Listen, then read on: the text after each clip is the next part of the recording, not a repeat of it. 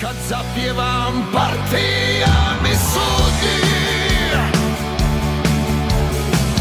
neka sudi, pjevat ćemo ljudi. Ne boj se rogova ni lažnih bogova, šta nam mogu lanjski snjegovi. Ne boj se tragova ričućih hlavova, šta će crni oblak planini.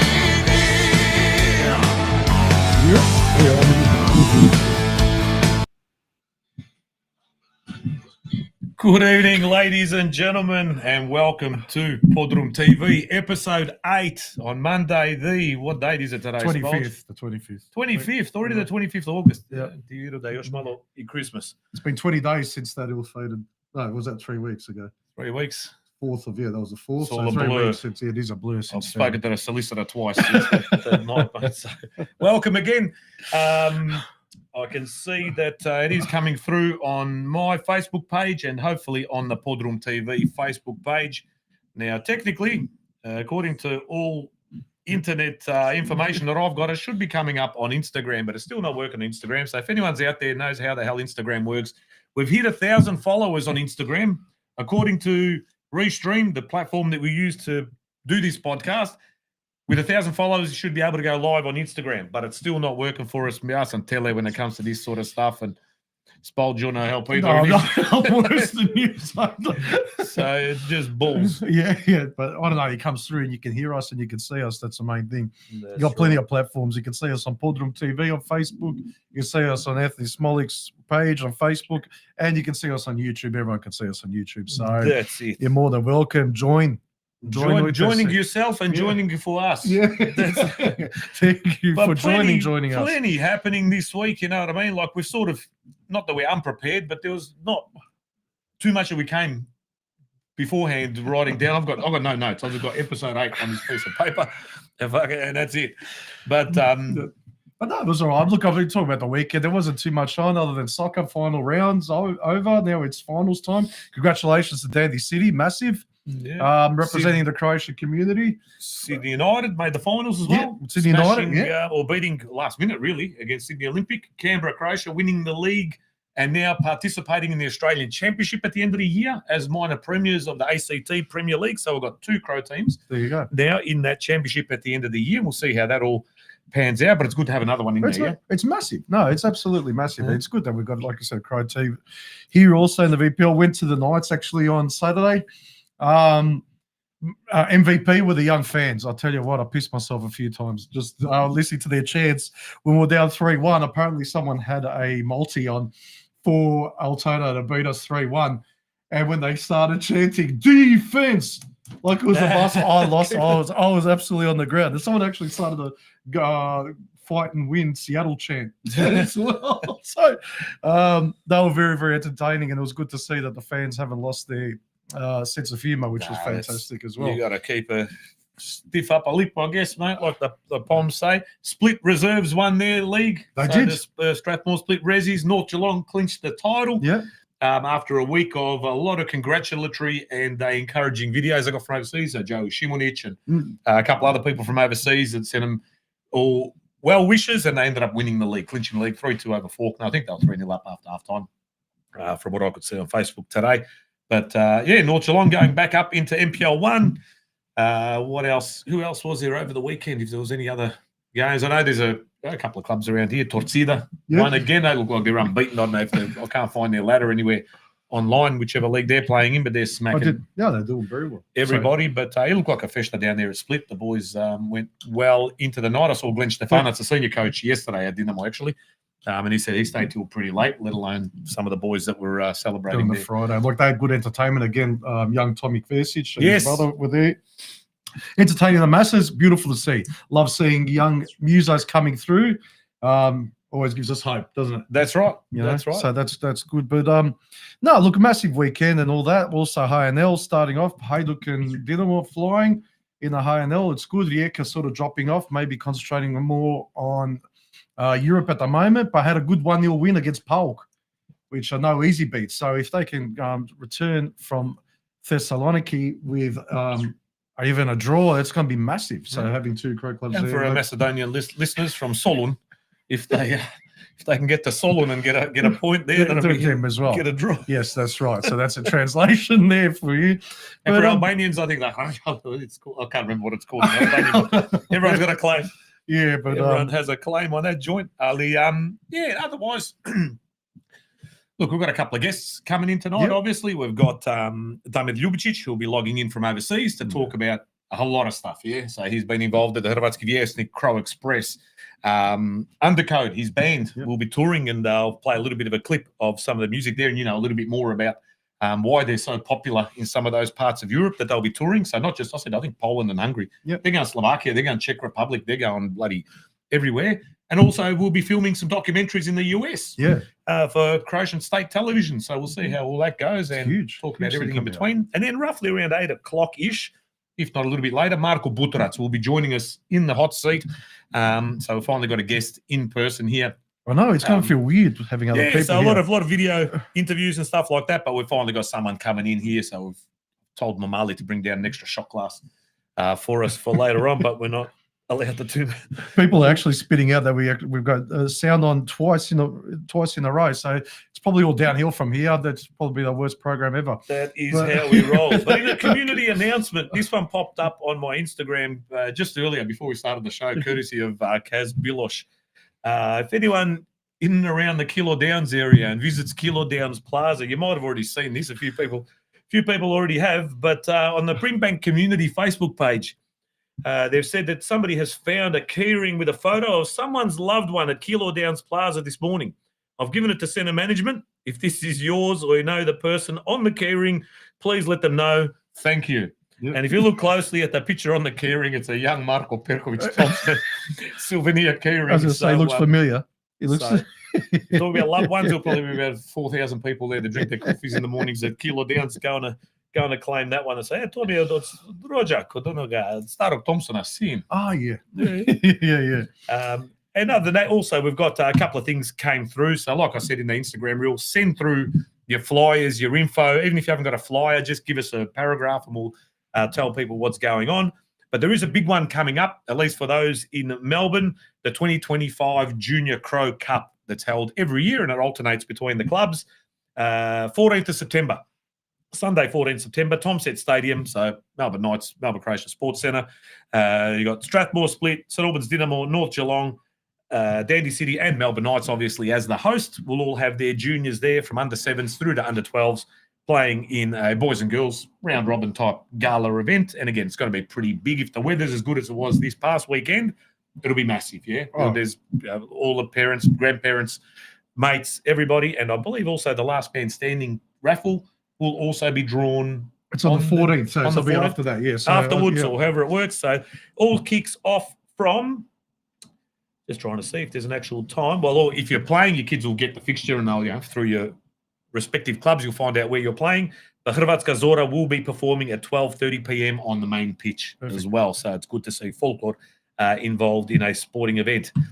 Also with the Melbourne Knights, 11 October 2025, Night for a Cause fundraiser. So a gala evening at the Dom in Footscray, $150 per person, which includes food, beer, wine, and soft drinks.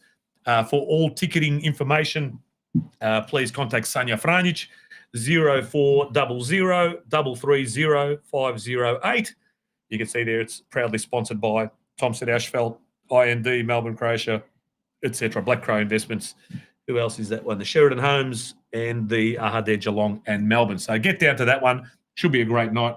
And also it's for a good cause. Obviously trying to get some money now that we are in the off-season into the Melbourne Knights so that they can have a big next season. Yeah, kick off 2026 in a more financially stable situation. And the final one, 2025 Warrior Cup. We mentioned it last week, 6-a-side tournament, and they are always fun. I don't think they've had one for a while, but the last time they had a small-sided tournament in North Geelong many years, probably 20 years ago that I played, it was bloody amazing. Sunday, 26th of October, Elko Park, down there at North Geelong, Croatia. You've got 3 divisions, Open, Masters, that is 35s and over, and Women's, major cash prizes, $500 per team to enter. and 10 a.m. kickoff. So they give you a little bit of time. It's not an 8 o'clock kickoff trying to get to Geelong if you're coming from other parts of Victoria. So 10 o'clock's pretty reasonable. Food, drinks, kids' activities, all sorts of stuff will be happening.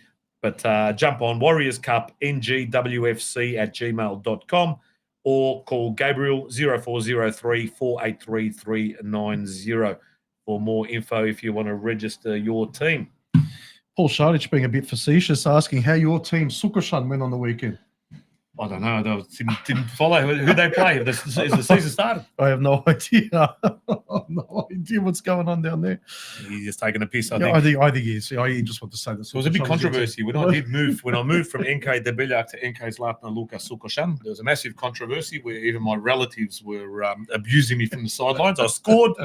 Me and another Smolik from Debeljak, funnily enough, both scored in that game for a 2-1 win. It was like I've never seen before. Strampies.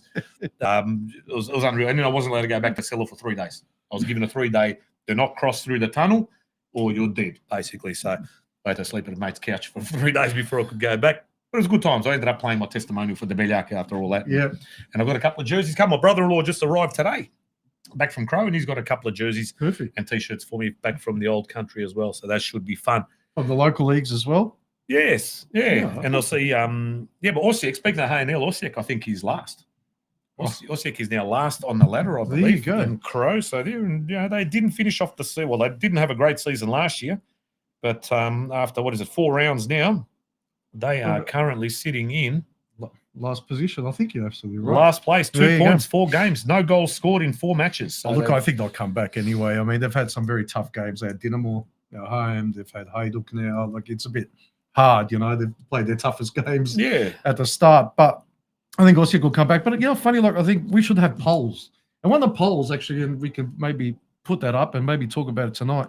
I want to know which team would you want to see relegated? Who do you want from the HNL to go? Who is it that really pisses you off? And on the flip side, what team would you like to see promoted from a second division or from other leagues or whatever? So which team would you like to see in the HNL and which team would you like to see out? I'll go first, and I'll say I'd love to see Lokomotiva go because Dosad Nisu, and with their 38 fans there, what's the point of that? And I would love to see, actually, you've got a scarf here, HNK Orient come up. Oh, I'd love to see Orient come back in, man. They've had a poor start. I think they've lost their first game. I'm not sure even if they might have had a draw in the second game. They had a win at Dugopolje. I saw that. They did? Yeah. They're always there and thereabouts, but never good enough to get in that top 2 of recent times. But, geez, I'd love to see them. They're an old traditional red, white and blue kit. Yeah, up there in the Rijeka. And people have their opinions about Rijeka and whether or not. Well, I think that the fact that they wear red, white, and blue pretty much solidifies what their feelings are like. But actually, is there any other club, as far as I'm aware, there's no other club in Croatia that wears red, white, and blue? Correct me if I'm wrong. It won't be the first time I've been wrong, but I don't know any other club that actually. I don't even remember many in the village leagues that wore red, white, and blue. Maybe Croatia, Turan. I can't remember if anyone's there from around Filip Jakov and Beograd that remembers Croatia, Turan, whether or not they wear red, white, and blue, because I never played against them. They didn't have a team at the time. But, very, very, very few. Who would I like to see go up or down? Just for a shit stir, what do you reckon would happen if Hajduk ever got relegated? That joint would burn to the ground. They'd get a new stadium because they'd burn the old one down, I reckon. That'll be interesting to see. Who I'd like to see get up? BSK from the Druga Liga. They're our friends from over east, northeast area, Slavonia. But don't share the same cultural values as most of the clubs they in need the to HNL. go. No, they need to go. So it'll be Bielo Brdo, I think it was. But then Bjelica played for them, I think, as a junior. And possibly, who else was there? There's a couple other well-known players that have gone through BSK, Bielo Brdo. But Bjelica is probably not that popular a figure among some of the fans. Look, he did really well at Dinamo. I thought he was when he was coaching Dinamo, they were actually on fire. It was an amazing team. But that's when you had Dani Olmo and you had Orsic there and Petkovic when he was actually on fire. It was an amazing team, that one. I think you had Lovro Mayer. Oh, no, that was an incredible team. And they were playing unbelievable football. Now, I don't know. Other people aren't too keen on maybe his politics and that. I'm not too. Yeah, but Dinamo Hajduk, see them relegated. They're just interesting for the The dynamic, imagine either one of them got relegated. It'd be Well, Ivica Petrovic said he'd love to see Hajduk get relegated, but I think that's just as a Dinamo fan. Mark Palik, I'd like to see Zadar make a comeback. What else we got? Lokomotiva out, absolutely. Orient in. Don't Tony Grugic. Agree with you 100%. Promoted NK Zadar, Loko out. So a lot of people from Zadar here, obviously, they listen to the Cibalia, Vinkovci to go up. Yes, I'd love to see Cibalia go up. And another one, Marsonia. I'd love to see Marsonia go back up as well. NK Gosh Dubrovnik. Well, that would be great. Were they going to make a new stadium there in Dubrovnik or something? Like supposed to.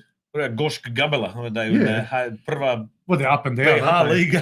They're up and down. They're in there. Yeah. I think they're out this side. They got relegated last year. Neretva, never know, mate. Down Metkovic. Yeah. As well. Who else? Zagora Unešić, maybe. I've never even... NK, where is it? NK Hajduk Krčenik. If anyone's from Krčenik or around Donji Miholjac, NK Hajduk, I don't know if the club's still going, but the butcher is flying. Everyone's got the knee injuries, mate. They're all rolling the balls instead. Ivica Petrovic, love to see a Balkan Cup, 2 big clubs front each region. Yeah, I don't know if I want to be promoting that kind of stuff, to be honest. I know it would be talked about a lot. Years and years they've talked about again. The Slovenian team, the Crows, Massos, Serbs, Bosnos, whatever. Look, for novelty value, it'll be fun. Yeah, they can get over it pretty quickly, I think. Yeah. Yeah, because and then someone said, "Well, why don't we do like an Austro-Hungarian league? Then get Czech teams, Slovak teams, Croatian teams. You know, you never know. Then you just we could do a Roman Empire team. I don't know. NK Illyria versus. I don't know. There's a lot of these out there. I think Damir's having a few issues trying to get on there, but I think he's probably as talented as we are when it comes to the технологија. Не знам што треба стиснут. I don't know. Is he listening? Yeah. When he clicks on the link, allow camera.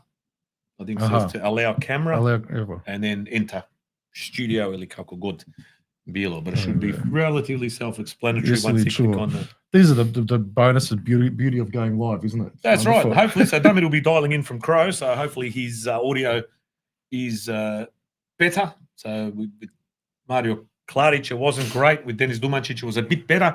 Hopefully with Damir now, it'll be absolutely flying, but he'll we'd hope so. Jump on board shortly. But he's usually pretty good with this kind of stuff, so not sure with the link. But keep trying there anyway. But keep your comments coming through as well. Here we go. NK Gorspic. What league are they in? I don't know. Metro Melbourne? I don't know. Where are the Gorspic Bears in? NK Gorspic. I don't know. What league they'd be playing? Some Senska, Primorska, or some Liga, or whatever it is. I don't know. I don't even think they're in that Treća Liga, national type, or even a southern one, yeah? But you never know. You could get those Croatia Sesvete come back in, or one of those other clubs, but it's usually the big players. The ones with a little bit of money. Doesn't necessarily mean the size of your town reflects the level of your football. Yeah, so you got Zadar. Zadar is the 5th largest city in Croatia, and we're in the 3rd, 4th division or whatever it is. Been massively underachieving. And then you've got this Lokomotiva and these Rudešes and these ones that have been in there recent times. They're suburbs of Zagreb. That's right. And they're in there, but that's what they call the Tramvajska Liga. I know, yeah, but and Veličasni Ivan Matijević is watching. So Paul Šarić just flicked through. Veličasni Ivan is watching. So that's fantastic. Veliki pozdrav. The feedback actually that I had over the weekend, so many people saying that they tune in and love the show. Wonderful. Thank you so much. I do question if mental illness is a problem in our community. I'm not sure, but it must be, or it's proving to be. It is. No, there's more and more people are coming out saying that they watched the full 4.5-hour episode that we did a month ago. I can't believe it. I mean, is that moguće ili nije? Here we go. We're just going to do a over the phone call. Yeah, trebam dobiti neki invite od vas. To sam ti poslao. Invite copy, invite link. There should be. What, you send it on his messenger? Yes. Hey.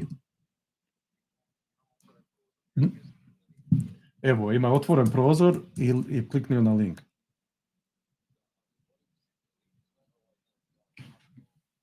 We're gonna put you da svi slušatelji mogu slušati. Ajde, reci opet.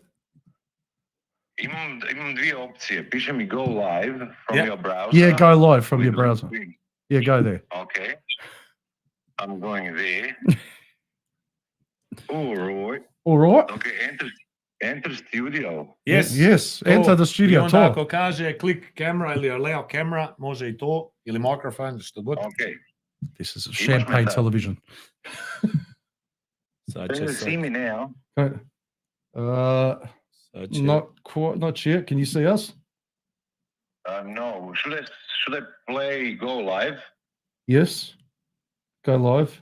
Definitely. Go live without channels. You don't have any channels enabled. Do you want to start live streaming anyway? Yes. Yes. Yes. Yeah, the channels je kod nas. 3, 2, 1, go. This is amazing. Amazing television. Oh, Ja ne vidim vas, ja vidim sam sebe. No, so je li voliš samo sebe? Pa ja volim vas. A lot of you people know Damir as well from out there in Podrum land. Would have known him for his many years over here in Melbourne. We're trying to get him on, but očigledno ima neki problema. Can you hear me? Can you see me? Ništa još. No, nothing.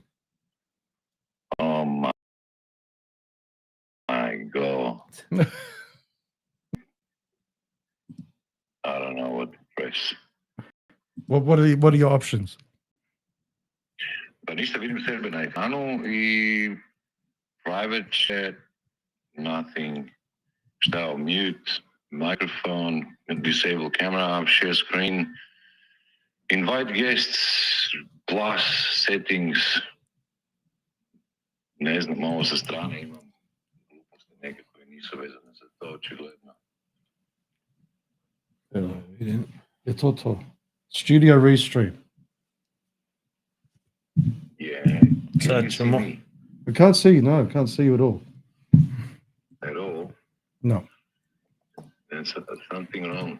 Yeah, something wrong. Maybe we take a short break and we'll try. And I we'll, probaj opet, and I'll send Robbie the link again. yeah, Probat and we'll ćemo try again. All right. And in the meantime, we'll go to the Podrum music. Or we can talk.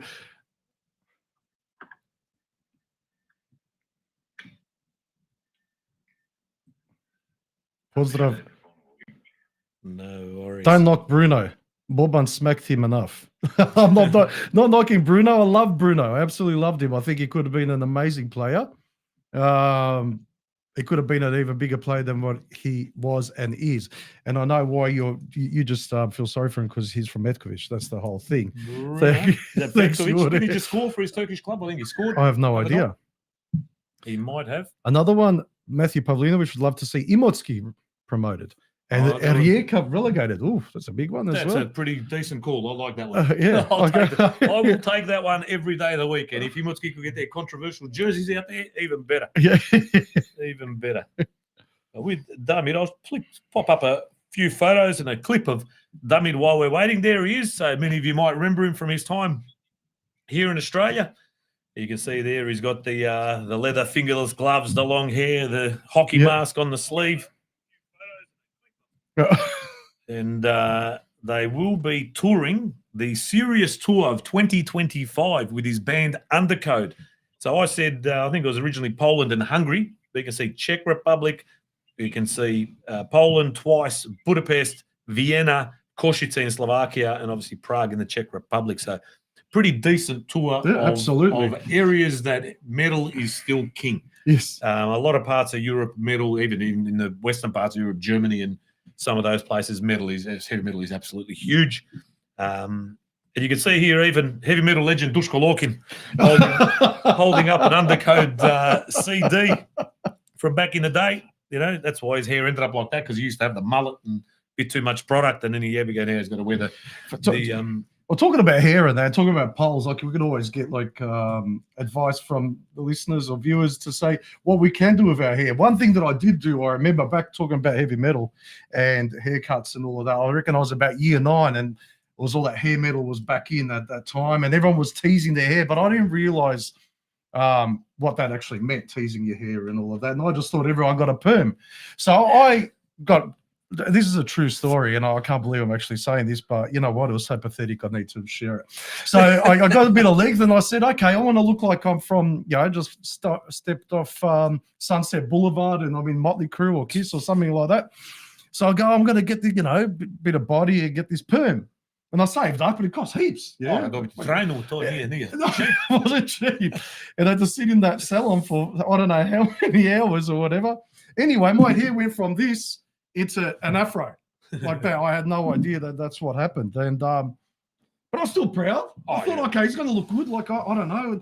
And I walked out and I opened up the door. And this is without a word of a lie. I opened the door on High Street, Thornbury. I open up the door, walk out. And someone drove past and goes, "You fucking Mario!" And that was I spent the next 6 months trying to straighten that train out, and that's actually a true story. Nothing like it. You had the old mullet, but I don't even know what you'd call the front. It was one side was to the side. I had the massive cowlick here, so there was a bit of a spike up here. Then I had the gel in the sides all the way back, and then the duck's ass in the back.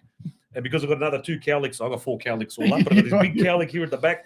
So I had to fucking tease it out to get that volume. And it didn't last long. Yeah, we got in by 96 Etomene with the crop. Beautiful haircut that you see today. Ali, while we're still waiting on Damir, he's obviously got a few problems. I'll play a little clip of their tour, their serious tour video promotion that they've got going at the moment. So you get a bit of a feel for the music, the genre, and Spolge will also tell us about why they are so popular in those parts of the world.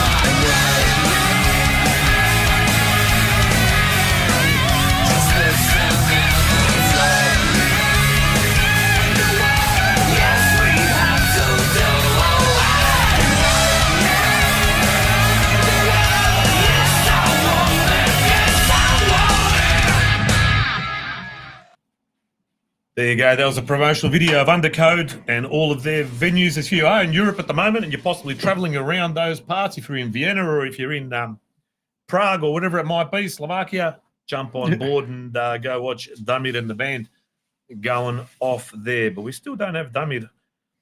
That's what I do. I'll just send him another link and see. Hopefully it works. Maybe it might work. But in the meantime, we have a guest that may just have turned up. We have a guest that has magically coming through the side door, the Podrum. Oh, and he's carrying arguably and the much debated, probably the best beer in Croatia. I've heard about many say. So, actually, I don't know. We've got Damir. I can see Damir online. What do you reckon? He's on. Damir? There you go. And that, maybe it was a link. That was the problem. Damir, have we got you? We can see you. Can we hear you? Wow. Oh, you can. Wow. Can you hear me? Wow. We can hear you. You got your Major Minor t-shirt on there. You got your nice manicured beard. Can you hear me? Yes. Yeah, no, we can hear you. Can you hear us? Yeah, can you hear us? I can hear you. We've got you. We can hear you, Chisto. You need to turn up the volume. That's the button with the Zvuchnik on it. Go up. Press up. The microphone is on. Yeah, no, we can definitely hear you. We've got you, and our listeners, I believe, can hear you as well. I can always put. Can you hear me talking? Yeah. Yes. We can hear you talking. Can you hear us talking? Turn the volume up. Put the.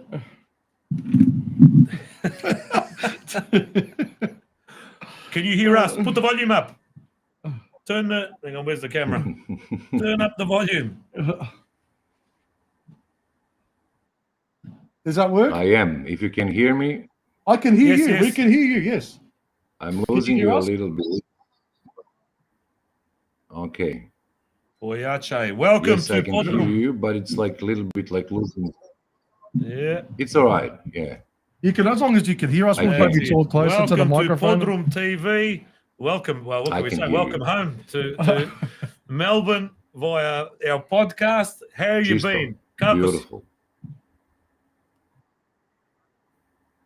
The volume's up. With the Can you hear us? zvučnik. You can hear us? Yes or no?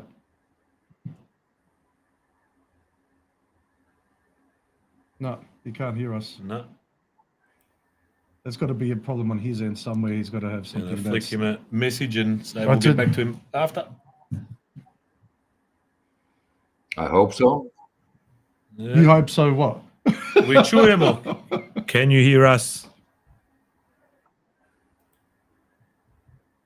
No. Okay.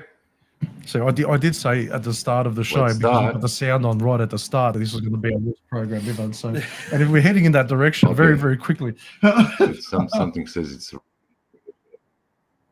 whatever. If you can hear me, that's fine. If you don't, We good. We can hear you. Čuješ? Tony Grigic reckons I'm not going to show up is it next all week. good on your side? Okay. What do we do? Spolge clearing. Maybe get out, try again. There's none. Boys. I don't know. Now it's frozen. Looks like it's frozen. Oh. All right. You know what we'll do? We'll try and get you on a bit later on. Well, because we've got our special guest in the meantime. Ladies and gentlemen, what an absolute pleasure to welcome an in-house guest for the first time in weeks. Absolutely weeks, and bearing wonderful gifts and an amazing top. Ladies and gentlemen, please put your hands together for Mr. Marko Butorac. Thank you. Our live studio audience. There you go. Oh, look at these. One Look inch. at these. One inch Wow, for the that's Podroom. amazing. inch. Oh. Have a look at it if you can see that right. If the lighting's not too bad. It's not cold, but it's That's perfect a- Podroom Velebitsko, temperature. Velebitsko from the village, or we'll call it the Mecca of beer making in Croatia, from the Pazarište. Is it Donje? Yeah, Donje Pazarište. One, it's a Mecca for beer lovers anywhere all over the world. You need to have the beer in this is made from the waters- clearest waters. The waters come from straight from the Velebit. Coming straight Top out of of the Velebit okay. into Yep. the brewery, Yep. and straight we're going to crack that one open. Yeah. I reckon. We'll give that one a crack. Well, at least this one, the beauty of this one is that we don't have to actually turn it around to hide the graphics. We can actually proudly show that one off. While this one, we have to No red stars. yeah, just yeah. put my thumb over the top of it. The so- Velebitsko Pivo is home of the NK Gorspic as well. So oh, there you go. they're close. There you Yeah. go. There you Yeah. go. There you go. Speaking of NK Gorspic, before we go into anything, you know what? I'm going to ask the hardest question here tonight straight away. Now, this is the hardest one, and this is we're going to look at the elephant in the room, right? This is the big one, and everyone's been asking this question. Why did I not make Team of the Century for Gorspic Bears?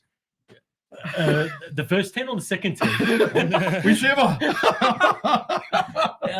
It didn't make the Don't answer criteria. that. Don't Okay, answer all that right, question. Actually, don't. Even after my turn, I did this amazing turn when we were playing a team specials Of team. disabled people? They weren't disabled, but they were from the subcontinent, right? Oh. So not known for their football So prowess. turn, did you? Was it a googly? Was it a wrong? What No, did I you do? did like a Francis Awara-Tifi turn. This is a true So story. you almost wrecked yourself. No, it was and missed- amazing. and missed an open goal. It was amazing. It was no. This is a true story, And and didn't pass the and judge. Budo will back me up. I can't remember. I had four defenders around me. I did a Francis Awara-Tifi turn. Those of you of a certain vintage will know what I'm talking about. Francis Awara went through the gap because of my lightning pace, and was driving. And then Nick Chorich was up front, and I played a fucking 30-meter ball to Nick, who scored. It was the most amazing goal in the history of Gorspic Bears. Who believes this story? After Marco, that, yeah, nothing but else. Marco Buteran. So we've talked a little bit about Lika. Gospic Bear is obviously instrumental and a big part of the history of that club. And we only celebrated, what was it, 20 years? Was it last 20 years year? last year. Yeah, we're in Last year, 21st year. 20 years of Gospic Bears into their 21st. So happy 21st. Gospic. But not only that, played a massive part in last year's St Albans Dynamo Croatian Australian soccer tournament in organising the Blue Crew and also obviously the events that took place and everything.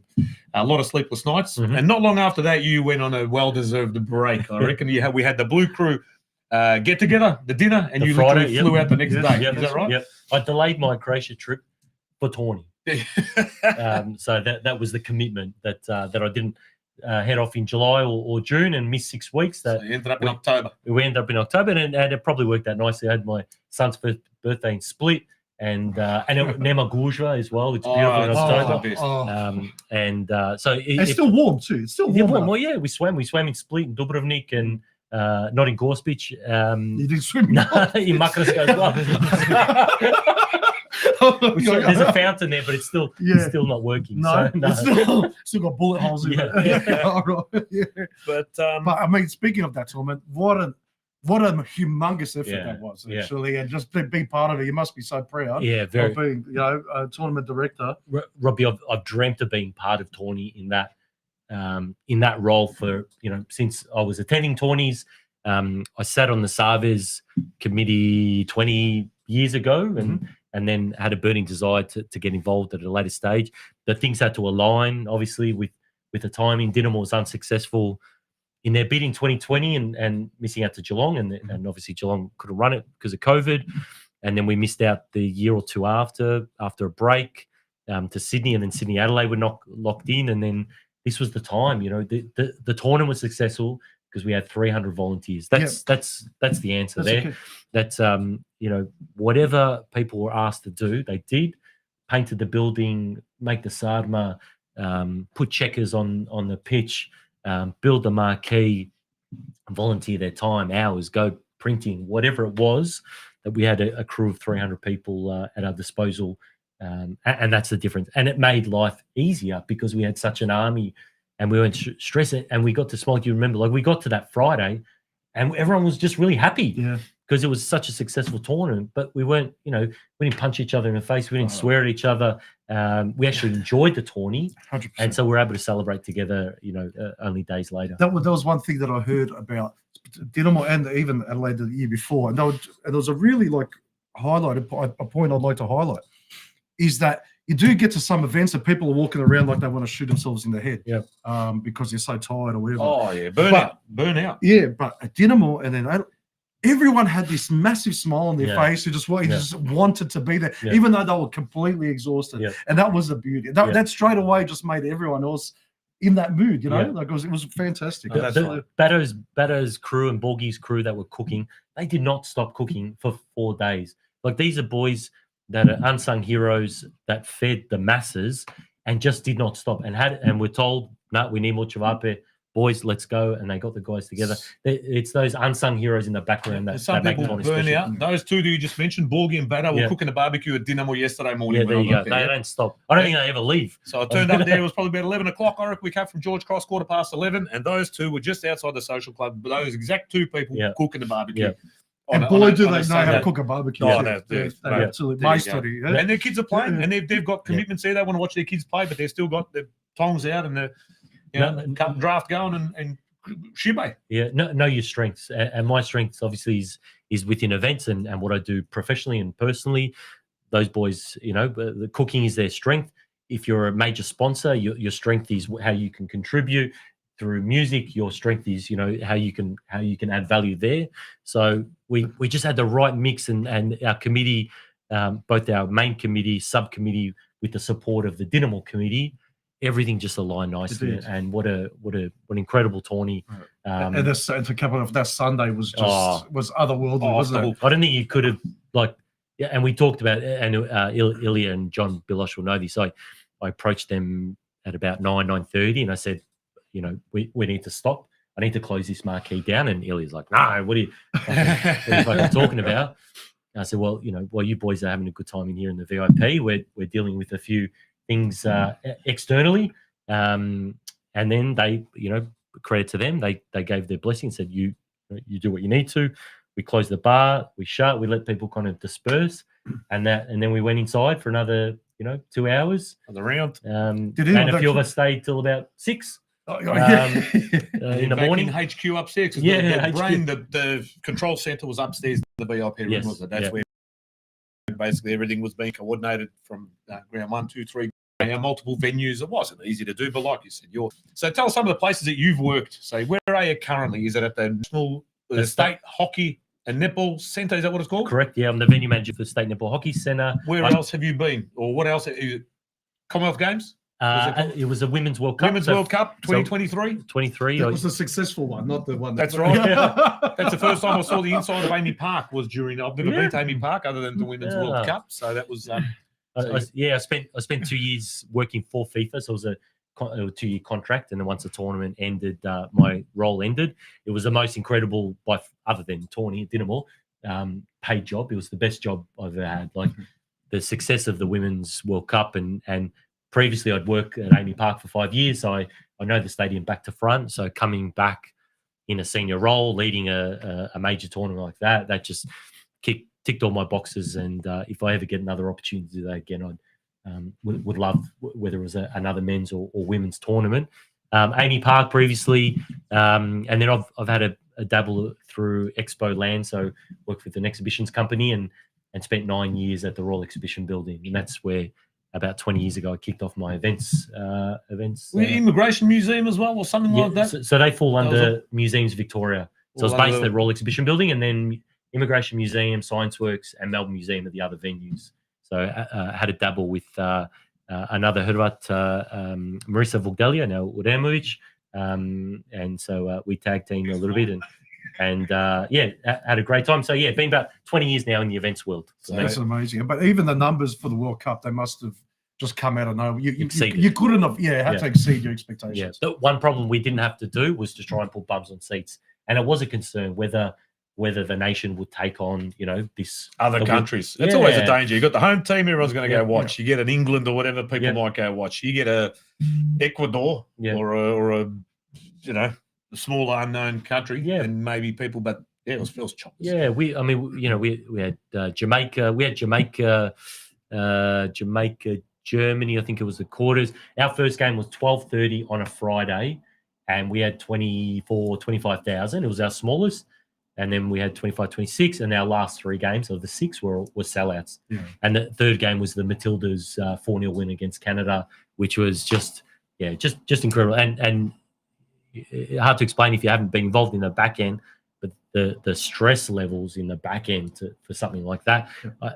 For Australia, I had the Prime Minister there, we had the FIFA President Infantino, and the Secretary General as well. So there was a lot of there was a lot of security elements as well. I've got people everyone just making a lot of requests, and my role was really just to steer the ship where possible. Oh, it was an incredible event. I mean, I think the most successful Women's World Cup in history. Yes, yeah. Numbers wise, attendance wise. I mean, England versus someone in Sydney had 75,000. So the country definitely embraced it. And even on TV, Other than the World Cup qualifiers, I think the biggest thing that I've ever seen since I've been here, and a lot of people might remember back in, I think it was 93, the World Youth Championship. There was I do remember that. Olympic Park. There was no Amy Stadium. There was no. I reckon I went to every game. Yeah. Whatever game was in there, was Mexico playing Turkey or Turkey USA, and Chris Faklaris. Chris Faklaris scored a 5 whatever against Turkey. Every game. And Moomba was on at the same time. So it was just madness in the city. Yeah. And we were still probably just 17, 18 years old or whatever it was. And that was massive. But the World Cup, the Women's World Cup was just huge. And they're still selling merch now. You go to Rebel and you've still got merchandise being sold now. So Australia's hosting the AFC, so the Asian Women's Cup, next year or 27 maybe. They got you back on board? No. Well, it's in Perth, Queensland, and Sydney. So just the 3. Staying the hell away from Victoria. Yeah, unfortunately. And there's a bit in the background. Generally, what happens in the process is the government's bid for to be a host city, and generally they pay a handsome fee for that as well. So if Visit Victoria or Victorian government aren't as keen, and maybe off the back of the Women's World Cup, or perhaps there's money for tunnels and other things, they opted not to host games in Melbourne. So a bit disappointing. There is the Rugby World Cup coming up in 27 men's and 29 women's. Okay. So it's a bit happening from a major event point of view. Yeah. Well, speaking of football and the other codes, tell us a bit about this top. If it's a Petrovic is asking, what is it? What's it all about? I'll be honest, it's the first time I've put it on. Yeah. This jersey is from the Croatian represented team, so local Melbourne boys. I think they're all Melbourne. They played in a multicultural cup a couple of years ago, probably only 2 or 3 years ago. Paddy Bolter, was kind of managing the team or a team manager, I would say. And after the tournament, Rover, yeah. And then they were selling jerseys. He was just saying if anyone wants one. So I bought one.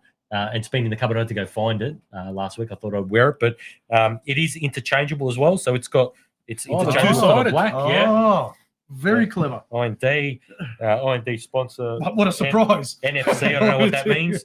But Croatia, I think the boys maybe won or lost the final. I can't actually remember. Noel Bolter was involved. I had a few boys from Gorsuch Bears, Paddy Bolter. So boys that knew how to play the game. So I thought it was only appropriate to finally pull it out and wear it tonight. That's like this one here. Yeah. See, that's again, it was another multicultural type. Yep. Possibly before this mob, but I picked this one up from Damir here, who was in Greensboro for a long time. So he played in that particular game. He's got his number 2 on the back, sponsored by Barry Plant and you Simon, etc. So yeah, it's footies. Look, it's a popular sport, obviously, in these southern states, I guess, WA, South Australia, Victoria, Tassie, maybe not so much up in the northern states, but getting there. There's been a lot of Crows. There have been a lot of Crows that have been through the system. Even today, how's this one? If you want to add to your list, we're talking possibly about putting together a Hall of Fame of Croatian, Australian, AFL players, and fingers crossed, like I said, culminating in an event where everyone that is inducted or nominated, etc., can attend. Mario Rasputic was over my house today at a coffee. He played, I believe, for the North Melbourne under-19s. And Tony Carlusic, he said at the same time. Mario. Oh, Mario. Yeah, Mary's brother, Mario. And Tony Carlusic apparently was at the Essendon under-19. So former Melbourne Croatia or Melbourne Knights president. Played about the same time that Mario was at Carlton. Carlton, North Melbourne. Tony was at Essendon. So there's a couple of those fringe plays if we need a few extra to nominate. We've got 2 right there, mate. We've got Mario and Tony we can chuck onto the list as well. And there's probably others as well that have made the under-19s level. But, tell us about your idea. You said you've been thinking about it for a couple of years now. But I reckon I've spoken to you about this even more than a couple of years ago. I reckon we've chatted about this a long, long time ago. It's been on my mind, and I guess my motive. I don't like footy. I don't like AFL. I'll watch it. It's not a. I watch the grand final. It's probably the only game of footy I watch. I'm an Essendon supporter, so I don't know if that helps or hasn't helped my situation. But my motivation has been to acknowledge the incredible efforts of Croatian migrants playing an Aussie sport. That's and look at the success that we've had across a couple of teams, captains of teams.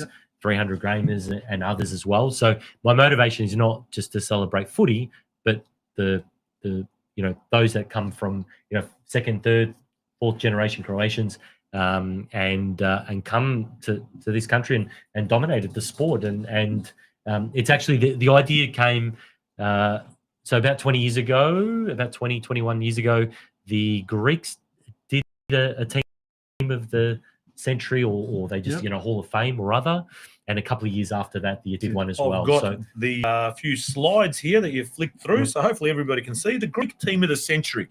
So like I said, it was a fair while ago, and you can see some fairly common Greek names, Christou, Angelo Lekis, Andrew Demetrio, I thought Christou was Macedonian. Spiro Korkamilis. Well, Peter Dacos is in that list as well. Peter Dacos, I'm pretty sure Peter Dacos is Massa. Maybe we need to ask Peter Dacos. And Lou Richards. Anthony Kudafides, is he in that list? Anthony Kuda's in there. Well? You got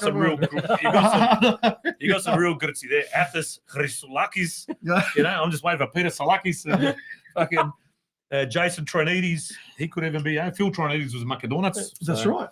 Zeno Tsatsaris. Yeah, these are real parati gritty. Yeah, but Lou Richards, the famous effervescent Lou Richards, who even if you weren't from Melbourne and he was an absolute icon on Australian television back in the day. Statue outside of Collingwood Yeah, headquarters. he's captain. So his mother, I believe, was Greek. Is that right? Yeah, Lou mother Richards. or grandmother or something. Yeah, Someone. yeah, Greek team of the century. But you know when they rang these players? Yeah. Did you hear the AFL House, Ross Oakley, whoever it was at the time, who was the chairman? He rang up Anthony Koutafidis, and the phone rang. Grk, grk, grk, grk. You talk about Lou Richards like that. You can't say like when you think Greek, you don't think Lou Richards. I mean, it's the first thing that pops in your head, isn't it? Yeah, exactly right. Exactly right. So that's the Greek team of the century. Then you mentioned also the Italian team of the century. You can see there some players, Steven Silvani. Obviously, that's now 3 generations of family playing AFL at the highest level, and all for Carlton. Peter Riccardi, if you're from Adelaide. Philip Matera, if you're from WA. Stephen Alessio, Mark Rasciuto. They've got a pretty strong team. You know.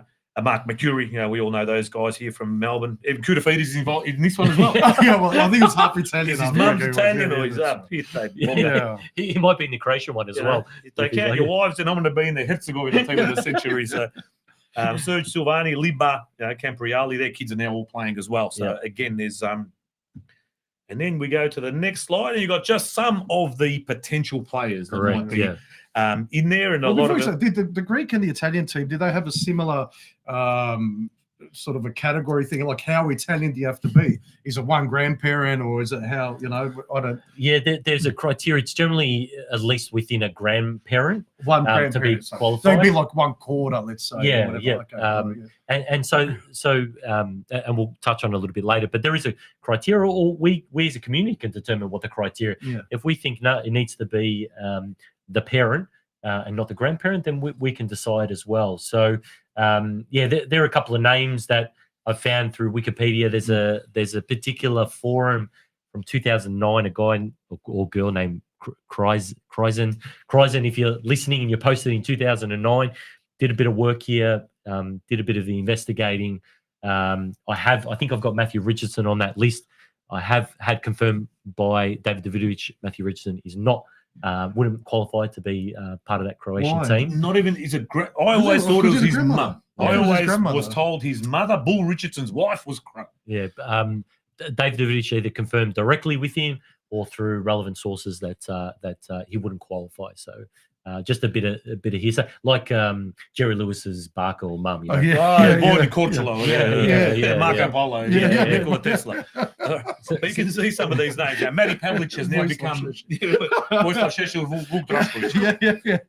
can see Matthew Pavlich has just become the CEO of Sydney Swans. Correct. Yes. Again, 300+ games, and I don't know if he didn't win a Brownlow, but might as well have. Freo legend. That there's a few players that have come out of the West Coast in particular, or the West Coast, amongst the Eagles and Freo in particular. And there's one I did have a conversation with Ray Petzotic, who was on our show a couple of weeks ago. His brother Alan was involved in the South Fremantle Hall of Fame Team of the Century nomination, and they've got a Crow Team of the Century just from South Freo Football Club. Wow. And a lot of these players you can see on here. Don't quote me on this, but you can see some of these players like the Djakoviches. I don't know if the Gaspars, they were WA, weren't they? And some of these guys were in that South Freo Crow Team of the Century. So Al's got a lot of knowledge around the West Australian portion, especially. You can see some of these names here: Grigic here, Melbourne boy, and Ivan Soldo now Port Adelaide. Jason Ackermanis is an interesting one. His mum or dad, biological father is Crow. Yep, that's right. But was then adopted by his stepdad and took the name Ackermanis. Alan Yeah. Didak. I have reached out to Alan Didak. He's probably busy with business, etc. He's in the I think the wine business now. Would love to get him on the show. He was a mercurial talent. Mark Dragicevic, Noah Bolt, obviously still playing. Tony Modra. Yes, no? Is that a? I think it's a no. I feel like Dave Davidovich confirmed it was a no, but we'll look into that. Anyway. Sam Kekovic, is he Crow? I always thought he bought us. I don't know. I'm not 100% around Sam Kekovic, what he is. I sat with him once at a dinner for work, and I just didn't want to ask. Scared of the response. Didn't have enough drinks to ask. When I get the old Liverpool kiss. Steve Salopek, he just popped up on the Viesnik's interview with the Viesnik as well. Adrian Barrich, now big on TV. I think he still is. Craig Starcevich played in the Premiership with Collingwood 1990. Ray played the Premiership with Collingwood 1958. Yeah. So on this forum, it talks about Ray being the first known Croatian player to play AFL, Yeah. and I think he kind of said acknowledging that should be captain. It was a great period for him, and there wouldn't be too many that are around or remember him playing as well. So we're going back a few generations and look at the plays even in the last 10, 15. The Didak, the Martic eras, and now into Bolter and Soldo Peter and others. Sumic kick 100 goals for fun. Yeah, I I know. honestly believe the way that us Croats love AFL, and some really do, Yeah, some do. that we're only going to see more and more kids transition away from soccer, football, and dabble in footy. AFL, They love it, and if they're talented, then the AFL will do what they can to bring I'm those just players like in. you. Like I'm not a big fan of AFL, but I love that the fact that you want to come through and highlight the impact that Croats have had in this Yeah. country, and not just in soccer hooliganism, but in other sports as Correct. well. Like, Yeah. But you've also flicked through some sort of what I assume are template sort of jerseys potentially. I think I did them all thanks to AI, ChatGPT or other, just as some ideas for jerseys. And look, so a bit came out of you guys making the announcement a couple of weeks ago, me being on the show, which was great because I think, Smike, we had a very brief conversation at Dinamo. Maybe you or someone else said, Dave Davidovic has had a similar idea. Rod Cholina said Dave Davidovic has been working on this as well. So I reached out and I spoke to Dave last Friday or recently. Dave's 6-7 years ahead of me, has been verifying a list in the background as well. And obviously through his media connections, he's directly in contact with some players. Said that we can reach out to the players union or association to try and find a few more players that maybe have Croatian heritage. So Dave and I have been chatting. We're going to collaborate on this. Dave, from a Viesnik point of view, I need someone, and Dave's the perfect person to look after the footy side of things. Yeah. What I will do is I'll put together the gala night and the celebration, and ideally we'd like to make 25 jerseys, and on the night present each of the finalists, I guess, with a Croatian jersey. And if we can get, I'm fairly confident we've got a list of about 40, 45. So invite all 45 to a gala night, and then make it a special night, and it'd be incredible. Pick a starting 11 Oh, or 18 or just whatever. looking at these names, like I'm not a big AFL, but there's such formidable players that even I've heard of them, and that these are guys. Scott Waters is the one I didn't know about. Scott Waters' mum's crow. There's even a couple here that Tony Grigic brought up. Daffy. No, I didn't hear that. See, I heard Daffy from Richmond that he actually had some. That's not the first time I've heard that. Up Daffy, Daffy, So it's got Anthony Barnich. I don't know who that is. Wayne Campbell. Okay, Ilya Grigic, we know. He looked crow as a growing up. Wayne Campbell. What about Darren Gushbutt? Yeah, he was on the list. Yeah, well, there you go. All right, there you go. I mean, these are household big names. names. Yeah, but the best one is the one that's indisputable. I think there's Zvon. His name was Zvon Shuto. Zvon Shuto. No, Zvonimir Shuto. You cannot get more crow. If you have the most crow name on the Crow Hall of Fame, I'd give him he'd be the captain. Zvonimir Shuto. People are convinced that Ivan Cleary's Croatian. Ivan Hinjak. Yeah. Dave Likota saying Gordon Fode. I don't know who that is. Yeah, Gordon Fode's probably going to be a bit of a controversial one. If it sort of goes out to the court of public opinion, I think Gordon Fode may not quite get across the line. Yeah. But we'll touch on that one. I'm sure there'll be people in the background now hammering, why'd you put Gordon Fode on the list? If you know, you know. So we'll see. But Val Perovic is on there. We had Val Perovic at our Melbourne Tornado 10-year anniversary Zabava back in the day. Yep. He's still working. I was talking to Mario Rasputic again today. He's still concreting up in Ballarat. Yep. His father was a concreter, I believe. He's a concreter. He's still concreting to this day. 70+ years old. Play for Carlton and St Kilda. And he also attended a sportsman's night at the Dom not that long ago as well. So a few of the boys got to catch up with him. But Val Perovic, Vlado Perovic from what is it? Dračevac, I think it is. It's outside Zadar. So that's why he should be captain, just geographically, just from where he's born, I think. But they're great characters as well. Yeah. If it does culminate in some kind of a gala event, some of these look, Alan Jakovic will be hard to get. Yeah. Glenn Jakovic. But I just rewatched a couple of weeks ago an old footy show segment with Alan Jakovic on it. He's very unassuming, but shit, he's funny, man. No. He's funny. He's just that dry as Glenn Jakovic, much more polished. Obviously, he's on TV, and he's been on TV now for a long time. Very, very different characters, the two brothers. I reckon Alan Jakovic actually kicked off a game at Melbourne Croatian He back in the did. day. Yeah, Him and the someone- other yeah, guy yeah. from Melbourne, that Sean White or one of those, he's like an Irishman or whatever. There was two of them played Okay. Well, at him Knights and Stadium. Craig Starcevich definitely did as well, because he was my teacher at that point at school. But yeah, there you Yeah, go. there's, I mean, everyone knows a couple of Croatians, and as I said, this is more about a celebration of us as a community and what we've 100%. achieved, and if we can get a couple of hundred people in a room, and it's not to make money and go somewhere, it's just to be able to. Ideally, I'd love to cover costs of players and try and get him from interstate. Especially some of those bigger names. So it'll just add to the profile of, Oh, yeah. of Oh, the yeah. event. And you look at either the Italian or Greek teams, like they had Ron Barassi and a few other AFL legends picking the team. Oh, And Dave's well connected as well. And so we can create a panel, AFL legends, not just the last 10 years, but looking at the last 30, 40, 60 years. And then picking this team. So it has a bit of merit about it as well. I Yeah, think that's absolutely. really important. And no Yugos, obviously, as well. well, that's the thing now. Like, what do you go? You're always going to find them. Yeah. I'll do I mean- the Yugo team. I mean- leave that one to me. I'll do the Yugo Hall of Fame.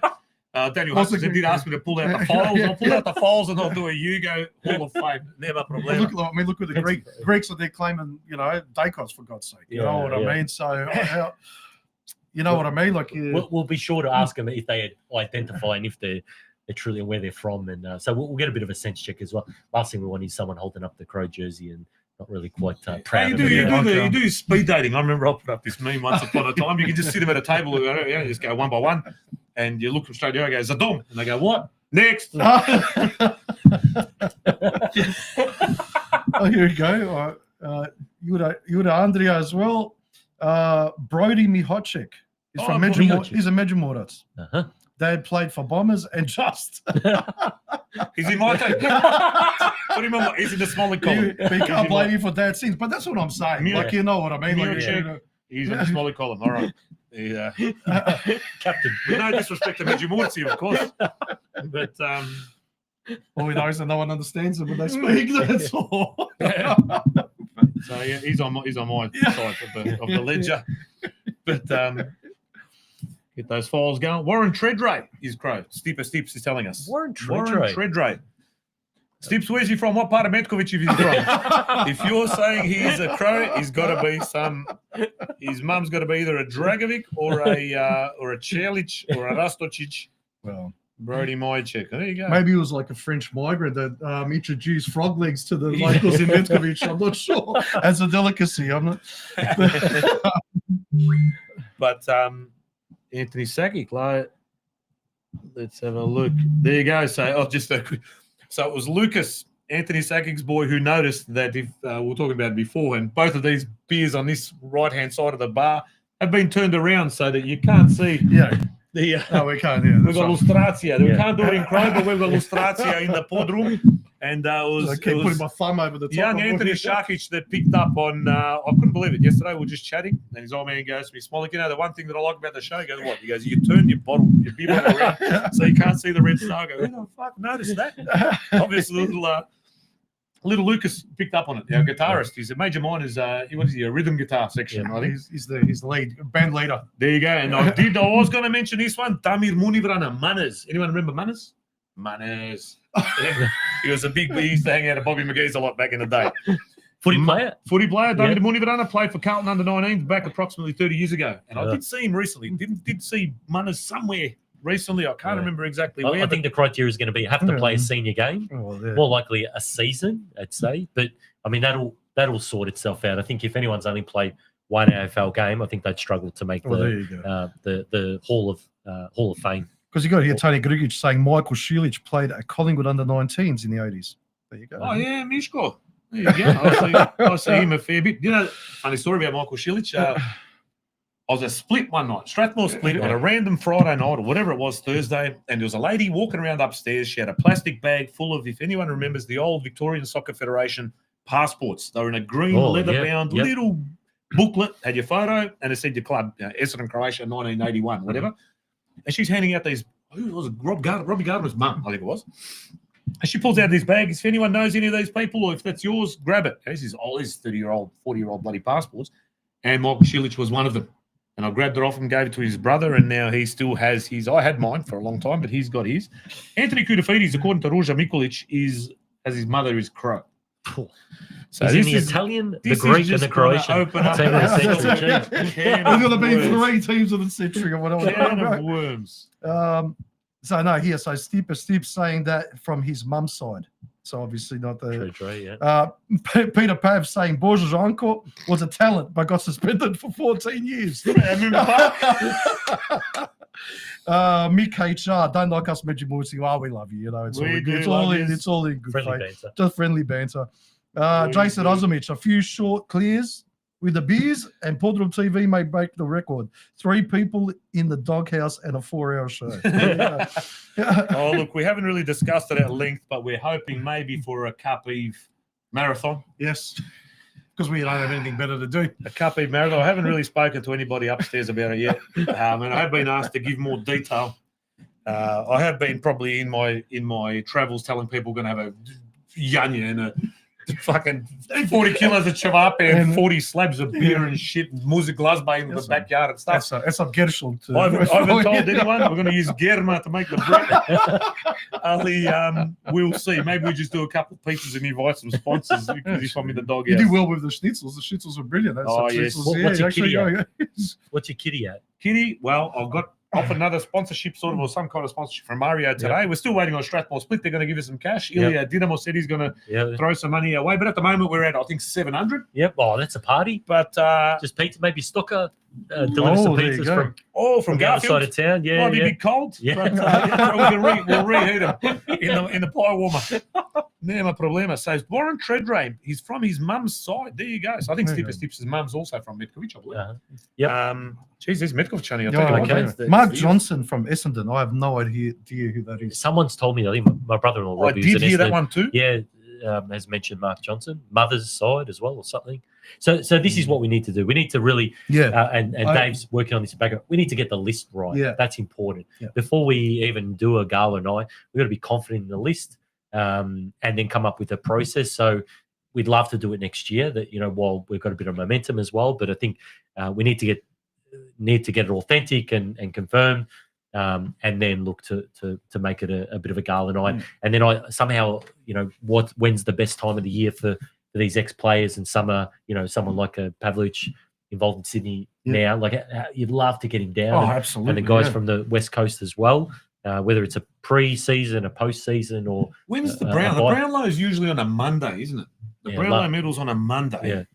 You could do it on a Saturday, and they're already down here on that weekend of the Brown. They've probably got other commitments and stuff, but maybe you can tie it into something like that, or even the Usually there's a the All-Stars happens, I think, that weekend before.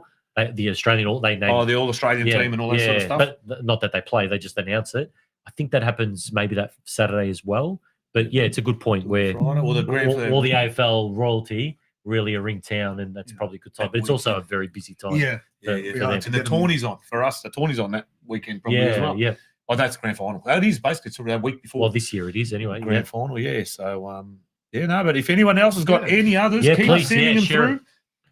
But it's The also more Marco fantastic. We knows- could invite like mainstream media and all that, and really push that all on just Channel 9s and 7s and that, just to highlight our I can't see why Channel 7 wouldn't jump on this. And they Oh, jumped. I absolutely. remember watching it on news, either the Greek or the Italian, thinking that's great. Like they had it at the Italia Club or something. Yeah. It was a big deal, and you'd love the front bar and others to get involved. Why not? I mean, they love promoting. AFL is a juggernaut from a marketing media point of view. Why wouldn't they jump on this opportunity? And you'd as want to well? just have it just Croatian stuff, real Croatian menu, Yep. just Croatian drinks, Yep. and alcohols and wines Yep. and stuff like that. To the really, Velebitsko pivo. just to push our product and push our gorgeous cuisine. Yeah. Yeah. There'd So be- I mean, there's also those who perhaps aren't as connected with community. that's right. They're Treasury's mum's Crows. He might not have a connection there, or Ackermanis and others. So, how nice would it be to bring some of those people and reconnect with community as well, Exactly and right. remind them where they've come from? Even people from within our community who may not be in much contact with the community itself, but might be AFL mad. I know people that just go, they love AFL. AFL's life, ball, gissus, More than soccer. footy, Yeah. soccer, everything's secondary, but footy is that might get them in. Yeah. They might get them back to the dorm or to a venue that they haven't been to for a long time because you're merging too. Yep. You got a sport that a lot of people love, and at the same time, you're fusing that with people from our community that have made the sport as good as it is, and Yep. better than what it probably should be. Because we've got some athletes. I'll tell you what, these blokes. Even Martin, I think did he hurt himself? He's had a bit of a Yeah, shoulder he's issue. out at the moment. So he hasn't officially played a senior game, but he'll no doubt have a proper rest and a preseason, and hopefully be able to get a run next year. So we'll wait and see. This is the kid who spent a lot of time at the University of Hawaii basketball. Yep. And comes to Melbourne, and Richmond see the athlete that he is, and they go, mate, we need a ruckman. Yep. And he's on the list. Yep. So hopefully, he gets over that injury as quickly as possible and gets out there. You know, like Saunders was the same. I don't think Saunders had any AFL experience prior to coming from Canberra. He's from Canberra, isn't he? Yeah, yep. Don't know. But they He's saw cousins with Marty. they saw the size of him and the Yeah. athleticism, and they go, "Mate, this bloke can jump up and punch a ball from the get go." And maybe learn teach him. They teach him, so they can get Americans. Yeah, they get the Mason Cox who wears the goggles. Yeah. To be able to, and he won the grand final. This bloke, Yeah. and he was like a first choice ruckman. Yeah. Then they That's can, right. you know, And is it true? I heard that actually, if Martin Cholino actually plays, he'll be officially the tallest player in the league. I think someone was saying is that. he bigger than Aaron Sandlands? Was he a There's no. I remember as a kid, Sunshine Church still in the centre. I was behind Ilya Gitch, waiting for, I was getting pre-chest, and I was 10 or something, and he felt like he was 4 meters tall. Like I was behind him. I was like, Jesus, who's this guy? And then someone pointed out, AFL player as well. So, it'd be pretty special night if we can get it all happening. Oh, that'd be fantastic. So, any ideas? Anyone you think you might have an inkling that might have some crows? Send it through. Yep. We'll pass it through Mark. Yeah, send it through. And then through Brucey, Dave Davutovic, and anybody else that might know. But if you've got some real concrete evidence, even better. You know, if you've got a birth certificate, marriage certificate, DNA tests on Ancestry.com, Poshali, if Warren Treaderay's mum is indeed from Metkovic. There's going to be a lot of Metkovic people in this team, in this Hall of Fame. We need to say, bring out some more people from Southern. We need a bit of diversity. There's one group of nationalities I think would excel in this, and that's the Irish group as well. Look how many Irish players have come similar to our story, but they've come in huge numbers. Jim Steins and others, like great names that have won AFL titles. Like that team of the century would be pretty spectacular. And even the Irish heritage players. The Gary Lyons, the Dermot Burdens, you could have 1,000 of them. Yep. A lot of the Irish love their AFL, even the Irish Australians. Dennis At one point, Knežević, half the country. That was Petar Babic will know who is in the AFL. Petar Babic. So that's from Ivan Jelicic. Petar Babic, I think is that Babic that's Petar from Maxi Blue Painting. Marko Babic's that's Ivan's son. worker. So Petar, if you know who is who in the AFL, Petar's a big Adelaide Crows fan. So he's Adelaide Crows. Yeah. He's long-time president of the Nogometni Savez. He was. Marko Babic was a long time. Yep. We took over Ryan Martic, West Coast, originally from Druin. That's from Kingy, Daniel Kral. Ryan Martic, West Coast via Druin, which is in Gippsland, isn't it? It's in Gippsland. Yeah, Druin Dragons. Dario Medjugorets had a season with Druin Dragons when he was living in Tarneit, not Tarneit, in Terrelgan. Yeah. Jesus. Why can't I picture that? And sometimes play for the Bears on the same weekend. So, that I can picture. Yeah. Don't knock us. The mighty Kukuruz, Mick HR, I think that's Mickey Kovac from Dean Skoblat over there. He's probably in Privlaka still enjoying life, or we're in the. I've got the heater on. I've got my energy saving heater on here from Jacinta Allen to keep us warm. Dennis Knežević says Strathmore split last home game this Friday. The two ultras, Jason Razumic and I, will be there, and quite possibly a special guest. Will be a great night. Come down. So if you're around Split, Strathmore, Strathnaber Reserve, Mascoma Drive, come down. Road Street, get down Friday. Oh, maybe I'm Bart's in June. I might go down as well. Oh, I think I might as well. I don't know. The NPL season's finished. Split's still going. Why not? Well, yeah, exactly. It's always a fun time over there. When's Dandy playing? This weekend? Oh, I think it is. It's against Dandy. It's a derby. It's a Dandy derby. Dandy Thunder, Dandy City, first time in an NPL final playing each other. So they played each other obviously through the seasons, but the first time ever playing in a final. Yep. It's Dandy's only second time in the finals after last year. Yeah, of course. So be good to huge for Dandy as a suburb as well. that's right. Two big teams, and I get a sense the two clubs kind of work well together as well. And massive crowd. I mean, last year I remember Dandy got knocked out by Oakley, and they 2 red cards, and it was a gallant effort. So hopefully they, learned from last year and are better for it and can get through. One of my other buildings, is State Sports Centres, is Lakeside Stadium. And so we're hosting the men's final. So if Dandy get there on the 14th of September, it'll be pretty special. Yeah, Bob Jane, yeah. Absolutely. And we all get down there, mate, and support them if we can. And even if you're around, Dandy Thunder, what's their stadium? Now, was their ground called? I can't remember. George Andrews. George Andrews? Is that it? I think it's George Andrews. There's. Get down there. We'll have a look and see when the actual fixture But is. other than footy, what's on the cards for Budo? Senior. I took a lot of time on Tawny last year, so I decided to just take it a little bit easier. I promised the family I'd spend more time with them. I've got almost a 2-year-old and a 5-year-old as well. So helping out where I can, whether that's at Dinamo, whether that's through this. I need to keep a little bit active from the events world and community. More recently, helping out the Sunshine Committee with the Velika Gorspa as well. It was just incredible. Which was a massive day too, wasn't it? We had 400 people after such a gap in years of the walk. And the council. I was dealing with council and the police from a permit point of view and a safety point of view. And council said, is every, blah, blah, I need a risk assessment. I said, we're going to be holding the statue of, the Virgin Mary. Nothing's going to happen. We're going to be okay. We're going to be safe. So don't worry.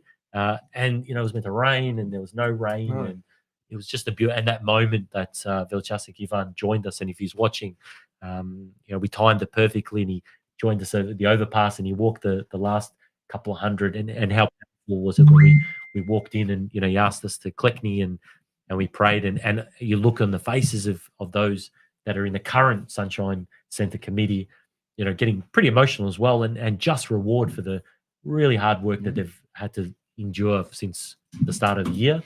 How nice of a reward was that to be part of the community. I think next year will be double, which is very complex. If we get 700, 1,000 people, it actually complicates the walk, but nothing that we can't overcome. It's just a little bit more logistics and management. But even the mass itself, the church was overflowing. How beautiful was that to see? So someone made a comment that last year was 150, and this year we couldn't even get a seat. And I know you've touched on it on the program. The centre, in the last couple of months, I've been to the Dinamo Dinamo Zabava, Hrvatska Zora, Clifton Hill. We had the Kupres lunch, and then Velika Gorza. That's 5 in the last 3 months, well. and nothing was under 500. It was huge, absolutely huge. Our community's back, sporting wise. Tawny was, part of that journey as well. Faith and the church is really important, and it'd be great in a couple of months once the priests settle, and we've got new priests at Sunshine, which is key for our community. Football wise, here and there, probably Knights is probably the biggest talking point of the season. But I only met some of the committee members recently as well, and I think they've got a big job next year, but they've seemed very committed, which is really important, and they want the best for the club. So I wish them good luck for next year. You're right, though. I reckon you're right in the fact that the tournament seemed to be the catalyst that was the rebirth for everything that was happening, because everything's just been positive since then. And we kind of got control of Sunshine back there, and there's the soccer. It was everything outside. It was looking around, and 12-year-olds and 14-year-olds and 16-year-olds and everyone on shoulders, and that Sunday night was just incredible. And it's not, I wouldn't say it's just off the tourney, but it feels like it's been a build up, and a tourney was one of those moments where things were significantly elevated. Whether it's just timing. Everyone's kids are getting a little bit bigger now. Yeah. Everyone's, there's a generation of kids coming through who are teenagers. Yeah. I've got 2 nieces, one's 18 and 17, and all of a sudden they're now in the community and have to be, and they've been part of Hrvatska Zora and Strathmore, Dinamo, and others as well. So we're our parents' age when we were their age. Yeah, that's right. Yeah, that's right. My parents were at the Sunshine Centre, and as a kid, I remember after the Sunshine Zabavas, which was a fundraiser, I was either asleep or just moving chairs as a kid.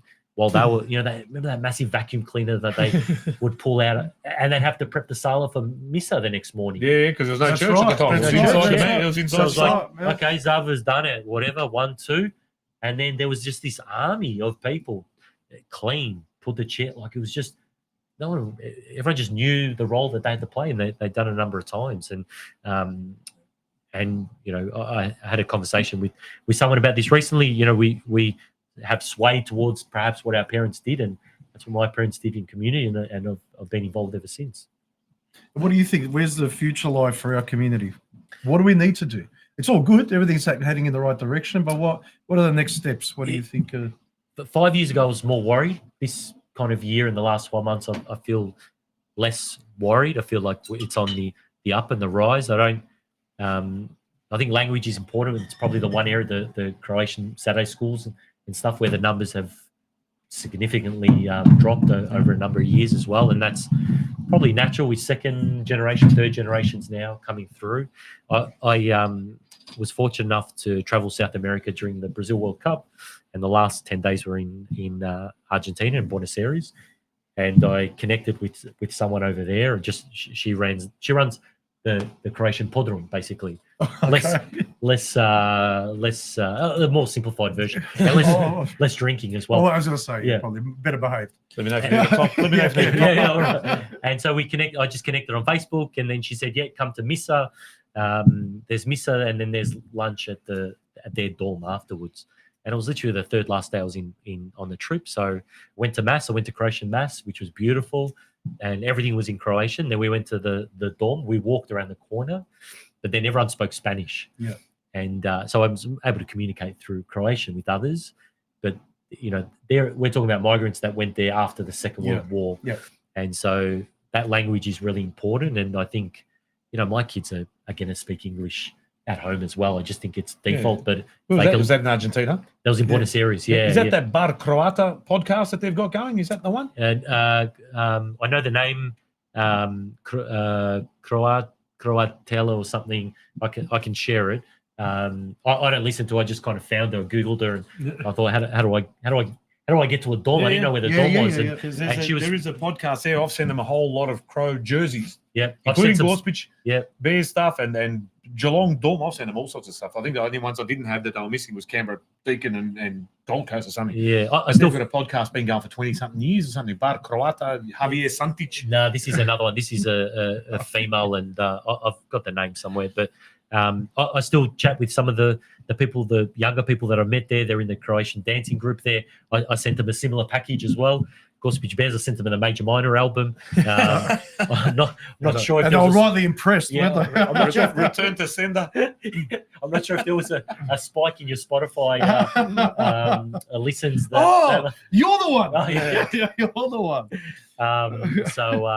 That was beautiful. But as I said, you know, I spoke to I spoke to Bugsy a couple of years ago, and just had the idea of trying to run a youth forum, because I felt like at the time, and I think it was off the back of probably some negative activity in the community, but it was like, you know, we need to get almost under 30s, 2 people from every soccer club, dancing group, you know, Croatian church, centre, whatever, get them in a room and just have some honest conversation, but have it constructive. So what's the agenda? What's the topic? What are we trying to get out of it? Yeah. And you know, it's the under 30s now who will be the future presidents of our clubs and our leaders as well. And we'll have to hand it over at some point. So I feel more positive this year, and the tourney was definitely part of that. And everything that's happened at Sunshine this year in particular, you can see how quickly things can turn. Yeah. So you're heading up to Gold Coast? You going up to the Gold Coast tournament? We're booked Wednesday to Tuesday, so a bit of extended. It's a family trip. Okay. Wife and kids are watching, or they might be in bed, I'm not sure. So hello. We going to, not playing, but going to support the Horse Beach Bears, and hoping for a great, as always, a Gold Coast tourney. I met with the committee at the end of last year after Dinamo, handed over a whole bunch of stats and information, things that I thought would be helpful for Gold Coast. So we'll get someone, I reckon, next couple of weeks before the tourney. We'll reach out to Gold Coast, and we didn't want to go too early. Maybe wait a little bit more, but the merch is out. I believe there's some merch already available for the Gold Coast tourney. Great, yeah. Zaturni Spremni, I believe, is the slogan on the back of the on the back of the top. There's plenty of nice stuff. They made a retro. It looks like a '98 World Cup top. 98, yeah. It's got the yeah. sort of flowing Yep. checkers, and then it's got the logo on the front for the Croatian Soccer Yeah. Tournament 51 or Yeah. whatever it might be, 2025. So it looks pretty decent. But we'll get somebody from Gold Coast as well in before the tourney, and can outline all the things that are happening, the Heritage Night and the Hall of Fame induction, and the beach party that they're having on the Friday night. Friday night. Yeah, That looks exciting. Rooftop, Yeah. that looks I'm pretty. letting the wife go on the Friday night, and then I've got the Sunday. So I've got the She's boys got the coming. exotic party. You've Yeah. got the. That's I've got sort the of finale arrangement. party. That's You the got- arrangement we yeah. had. That's the arrangement. Yeah. I remember the Dandy City tourney. Rose had Yeah. the Friday night, the disco, and she was home by 10:30 because they were I didn't even launching made it. flares. Yeah, Yeah. I that's was in the right. shower, and Yeah. someone came back to the hotel. She was home by 10:30 p.m. I had the gala night, and I got home at about 9 o'clock the next day. So it was a beautiful trade-off there. But you and Andrea, sorry, just a quick one. Bar Croata, the one that I mentioned there Yeah. from Argentina, about the soccer tops. When Sydney United played in the FFA Cup final in 2023, Javier Santic, Oh, yeah. was Nice. wearing a top that you sent him, he says. So, yeah. But Yeah. they've got these two guys, Grbac and Santic. Between the two of them, they've got something like 3,000 jerseys from Crow clubs all over the world. Wow. Yeah. They've got original 1991, 92 Crow jerseys worn against USA, Argentina, and Chile. Oh, They're right. full- Yeah. ridiculous. Yeah. 3,000 tops. They once laid them out on a pitch, and there was massive articles written about it. Yeah, These guys are off the charts. And then you got Anthony Zoric over there in Los Angeles, if you've heard of him. He's a massive On collector as Twitter, well. I've seen his stuff as well. Yeah. He's always keen for. I've just sent him some stuff as Yeah. well, a jersey and a match program from Natalie Jankel from the 1992 Australia Crow game, the match program he bought as well. So, yeah, there's plenty going on. Yeah, and talking about the tournament, I think George Hrvojevic sums it up.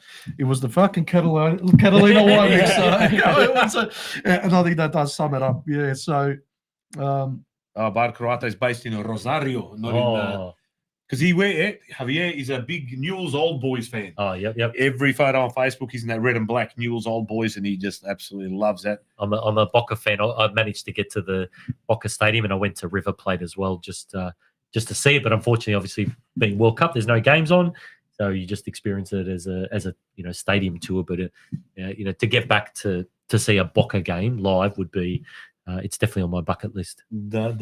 is he the one there? I don't know. He's just saying like Damir? the host may add you to the broadcast at any time. Be ready. That's what it says on the thing.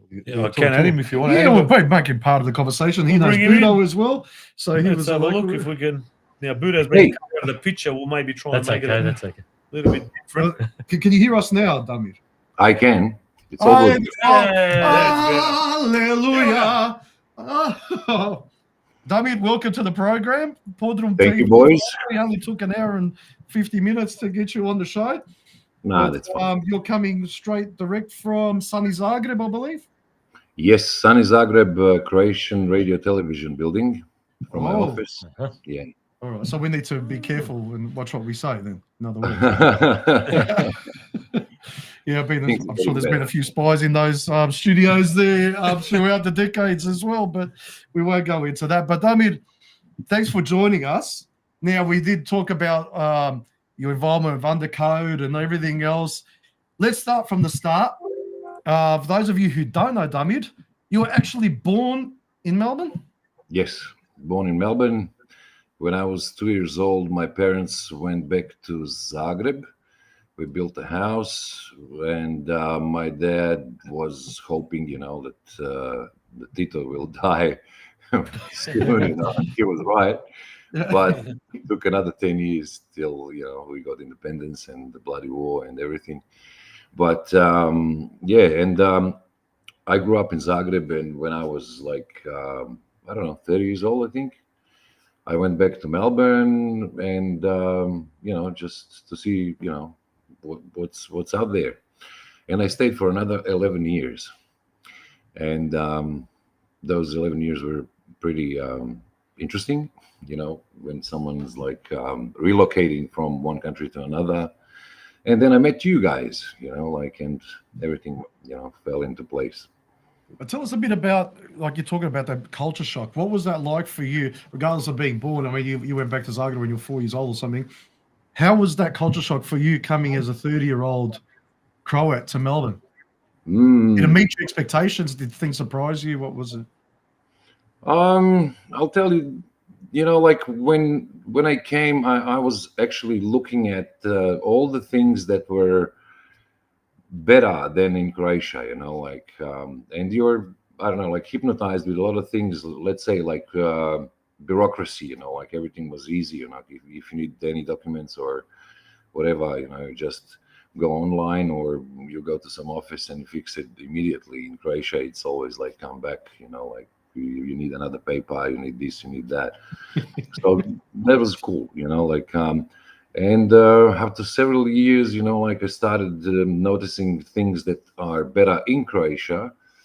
So, like I was in between two worlds. I was stuck somewhere, like you've got old friends in Croatia and you got new friends like you guys in Melbourne. So like it's interesting experience, definitely. Like I was living a different life when I was in Zagreb.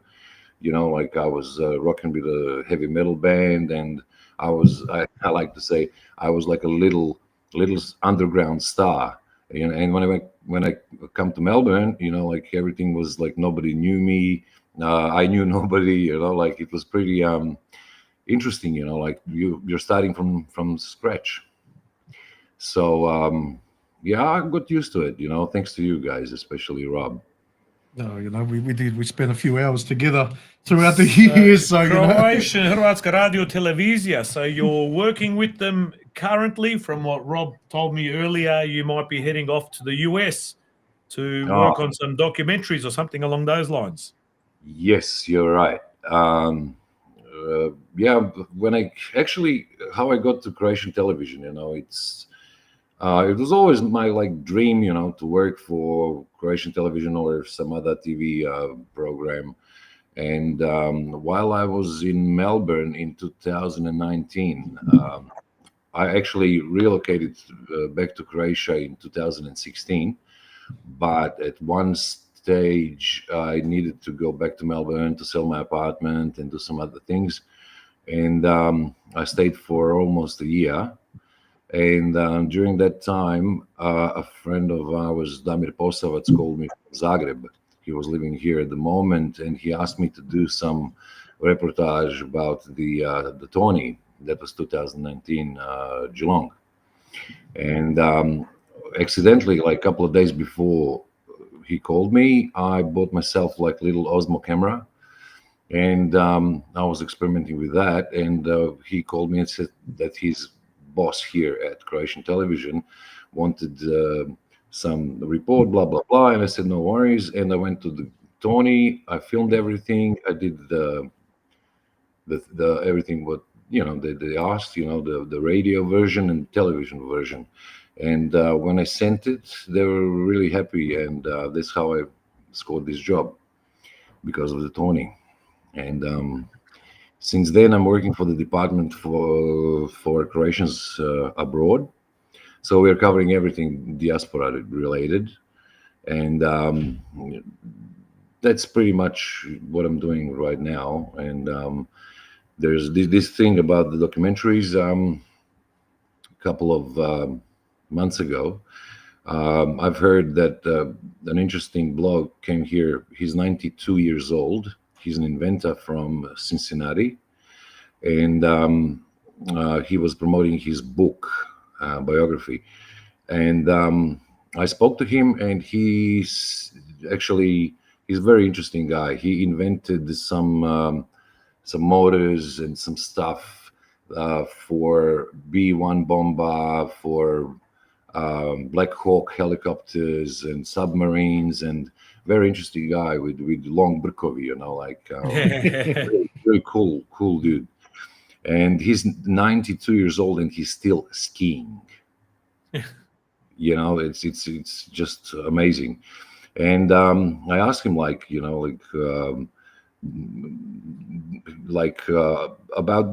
is there any like a documentary about him filmed before? And he said like, nah, somebody from Croatian television wanted to film a documentary, but I don't know, something happened, and it was never like filmed. And I said like, I'm gonna do it. And then I spoke to my new boss, Vladimir Brnovic, who was chief of documentary programs here on Croatian television. Now he's our boss, and we we spoke about it, and he said like, yeah, go do it. So yeah, I'm flying after this tour Rob mentioned. I'm flying to Cincinnati to film his American side of his story. He's from Herzegovina, from Vučipolje. That's a mountain above Posušje. And I think I'm gonna do a good job, because this guy's got a lot of interesting stories. His life story is very emotional, and I think it's gonna be inspirational for everyone who's gonna watch it. He was born in poor family, somewhere in the mountain, and basically, like he was born on the rocks. Like there's nothing else. His destiny was like not looking great, but somehow he went to school for a carpenter in Sarajevo, and then he realized that he can actually go to the high school after that, and he managed to study electrotechnics, something like that, in Zagreb back in the 50s, and he worked for Rade Končar factory, blah blah blah, and he got promoted, and everything was well. But his family, his brothers were involved in the Second World War, blah blah blah. One brother got executed by the Yugoslavs, and the bosses at Rade Končar back in the early 60s, they started asking him too many questions, this and that, and he realized that he's going to lose his job, and he said like, look, the best option is to go to America or somewhere else.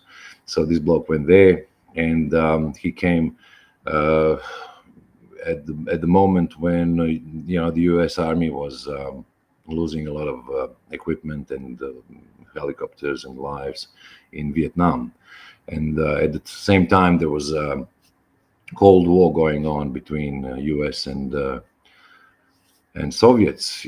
So America was behind them. They had people flying in space or what was happening back then. So he came at the right time when American government decided to invest a lot of money into the aerospace industry. So that's how he started, and it's an incredible story. Like I believe we're going to do a good job. Another thing I'm going to add, sorry if I'm brbljam too much, but it's interesting. He's when he got retired back in 1986, he was thinking like, what was he going to do? Like, and he bought some land, blah blah blah, and zasadio vinograd, and maybe a year or two later, he realized that he needs a house over there. So he built a house, and he was working on the mine, blah blah blah, and then somebody said like, look, you got the grožđe, and you need to do something with it. And so he made the little factory, and now they're like doing 250,000 bottles a year. All the wines got some awards, blah blah blah, and that's his hobby, So it's very very interesting story. And now he's in September. He's got a festival, 3-day festival at his vineyard, which is called Vinoklet, and he's got like 15,000 people coming to Arts and Wine Festival. Catalina wine mixer. Catalina The wine Catalina mixer. wine mixer. So that's pretty much the story of the first documentary. And we're going to do 2 other projects. The second one's going to be about Croats in Chicago, and when we do that, and we'll go to Wasteland Weekend. Rob knows what it is. It's a Mad Max related 4-day event in Mojave Desert in California, and we're going to film a documentary about this weird subculture. People are getting there with crazy custom-made cars. It's going to look really cool. So I hope that this third project is going to be, when it's finished, of course, it's going to be aired on Croatian television, but at the moment I don't have any guarantees because like when you make it, people will see. Well, that Wasteland one that you're talking about, people can get a bit of an insight in one of your undercoat film clips, where you Yes. actually filmed, I think, a trilogy of film clips. Yes, That it's Wasteland? actually it's like a short film / 3 music videos, 3 acts, and I was the main star. That was my first time acting, actually. And speaking of hobbies, so is undercoat, is that a hobby or is that almost full time? How do you juggle working at Hrvatska Radio Televizija and then also now going off on tour and then going to film documentaries? Kako sve stigneš? How do you get around there doing all of this? Look, I'm busy all the time, like since the early morning, and sometimes I come home like 2 or 3 in the morning, but that's how it is, like you gotta learn how to swim in several pools at once. And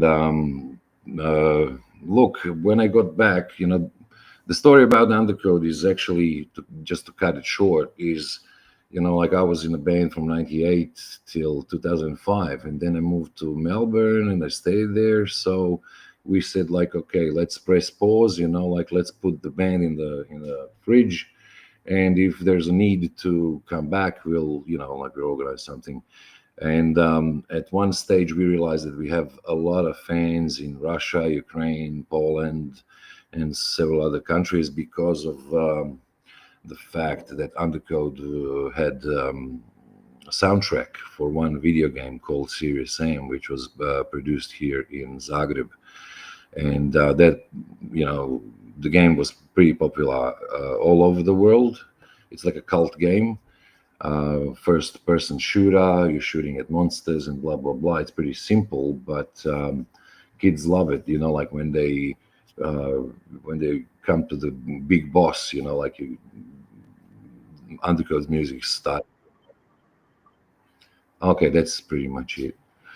And so we resurrected the band, and we released several videos, and now we are going on tour. That's our first. It's a short tour. It's actually 7 dates, including Zagreb. The kickoff is going to be on 30th of August, next Saturday, here in Bikers Beer Factory. And Mickey Cholin is going to be there, so he's going to tell you all about it, how it went. So it's back to back. I can see there every day you've got, Warsaw, you've got Prague, Warsaw, Krakow, Budapest, Vienna, and Košice in Slovakia. So it's a non-stop. You're going to have to drink a lot of kamilica or a lot of honey to keep your vocals going over that period. Because I know the Zapršić boys were just in the Czech Republic. They've got a massive following. They've got a massive following over there as well. So, but metal, from what I saw there in particular parts of Europe, from Germany all the way across, is still very, very big. Yeah. So I've heard now here in Melbourne, Onslaught will be coming at some point soon. So Wow. I think I've not been to very many heavy metal shows, but I'll go to that one. Megadeth is doing their final tour. That's right. So hopefully they get some numbers. But yeah, in Europe it's still very, very big, and it's good for you and your band, so that you still got plenty of. That's it. Yeah. But I like on a personal level as well, Damir. You've gone back there. You went back to Croatia. I think was it 2019. Afterwards, was it like officially? Yes. It was just before COVID. I do remember that you went to COVID and the world went to hell. I remember that very, very, very well. And I remember when you stayed at our place for a bit, and then, but everyone's saying there's been a lot of changes in Croatia, particularly in the last half a dozen years or so, or particularly post-COVID, actually, I should say. Mm-hmm. What are these changes that you see, or if you see any changes at all? Are they for the better? Are they for the worse? Just your perspective on that. I'll tell you, definitely. Croatia is not the same as it used to be, especially since we joined the European Union, especially that was good for the businesses because, you're not paying taxes like you usually, the tariffs and the stuff. So it's changing and it's getting better. Definitely, it's different, like when you look at Zagreb and when you look at some other regions. But it wasn't looking good for some time. But as I'm working for Croatian television, so we're doing all the reports, what's like happening, like let's say business developments, and the things are moving on. Like now we have a gaming center in like a gaming industry center, I should say, in Novska. So there's a lot of people like investing money in different industries. Like we got some American investments in last year. One big hospital was built in Zabok in Zagorje. There's another company called Jabil. I don't know, they employed like 1,000 people in Osijek or something. So they're producing some technology for cars, or I'm not sure, but there's a lot of things going on, so it's not that bad as it, like if someone says it's bad, you've got, it's a multi-layered, I don't know, reality, like some people are doing really well, some people don't, but overall, I think a lot of things are getting better. Everything's expensive these days, as I believe the same things happening in Australia, but there are reasons for it, of course, and it's all right. And I would add one more thing. Actually, there's a lot of people like our age who are born in America, Canada, Australia. They're coming back here, and they are actually changing the mentality, like because people who are born here, grew up here, they're basically, like there's still that socialist mentality, but it's disappearing slowly because some Canadians, as an example, they came here, they built the telecommunications company, they sold it for big money, like investing in other projects like Ultra Festival in Split that's organized by a Canadian guy. So when you see how from America, Canada, Australia are actually succeeding here, that is actually a proof that everything's possible, but you need to have a right mindset. And they grew up with all those things like American Dream, like just do it, you gotta try, it's not a shame if you fail, blah blah blah. So they have that mentality and they bring it here. So other people see, like, look, if these guys are, capable of doing such great things, like maybe I can do something. Well, there's one thing I know, that one returnee was Paul Mugdish that we spoke to a few weeks ago, and he was talking about just the general atmosphere and attitudes over there, and he's saying it's quite polarizing. I think it was a word that he used, where you've got very strong mentalities, ideologies on both sides. Is that something that's becoming more apparent, that's becoming more stronger? Is there more conflict in that way, or is the population actually homogenizing, and is it becoming a bit more like-minded? I believe it's people are, I don't know how to actually describe it. Maybe this is the best way. Like people are actually thinking that everything was what's on the internet or social media, like that's real, that's reality. I would say it's not, like, because you've got a lot of internet portals funded by some leftists or some organizations from abroad. They're trying to always like to stir the pot, to do something, like Index is usually putting those, I don't know how to call it, headlines, like all those clickbaits and Yeah. so it's not actually real, like this would happen here with Thompson's gigs. You can see that people are, like-minded people, like 500,000 people. It's showing you that it's not that as it used to be. Well, the new generation is carrying the flags. They understand. Their parents were fighting for freedom, and nova loza raste, as we should say. Yeah. So they're getting better. Like of course you've got people who are like on the other side of the fence, but that's normal. Like you can't have a society where a majority of people are thinking the same.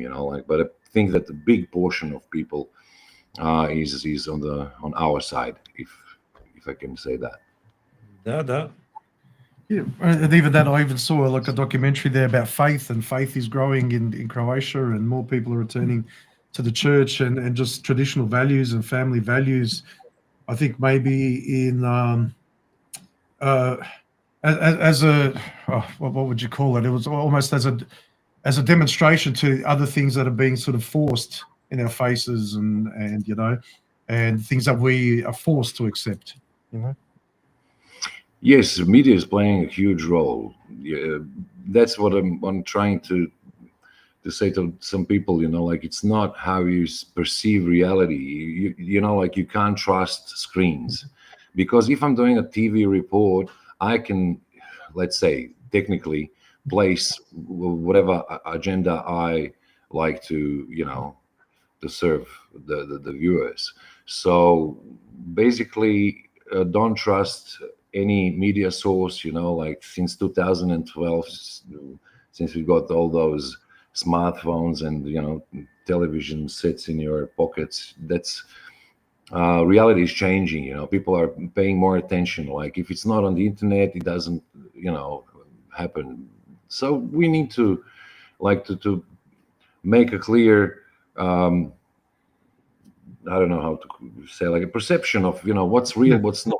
Sometimes when you see any article on the internet, there was a blog who wrote it. Like if there's a podcast or something, there's someone who's doing that.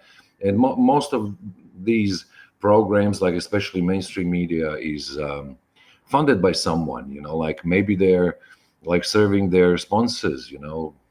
Pharmaceutical industry, or I don't know, some political parties, or someone's having a deal with someone, like because media needs money, and especially these days, like when internet is decentralizing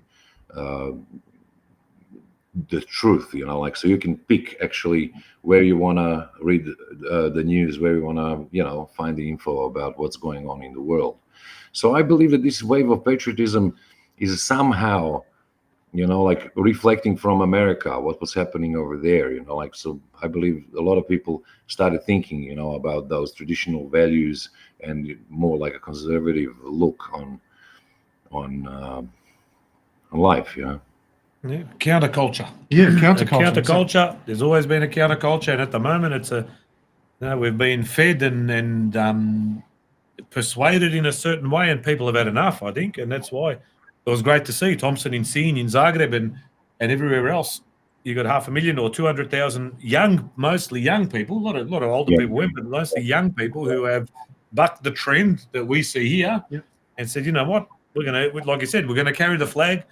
We're gonna do what needs to be done to show that we don't agree with what's going on over there, and music is a perfect vehicle to show that you don't agree with certain things. Music's always been a part of culture and counterculture, and Thompson is just at the right place at the right time, I think, and his music has changed over time. From the early days to now, he's being more, probably more religious slant on it, and it's all worked well. It's all meshed, and and it's good to see young people jumping on board.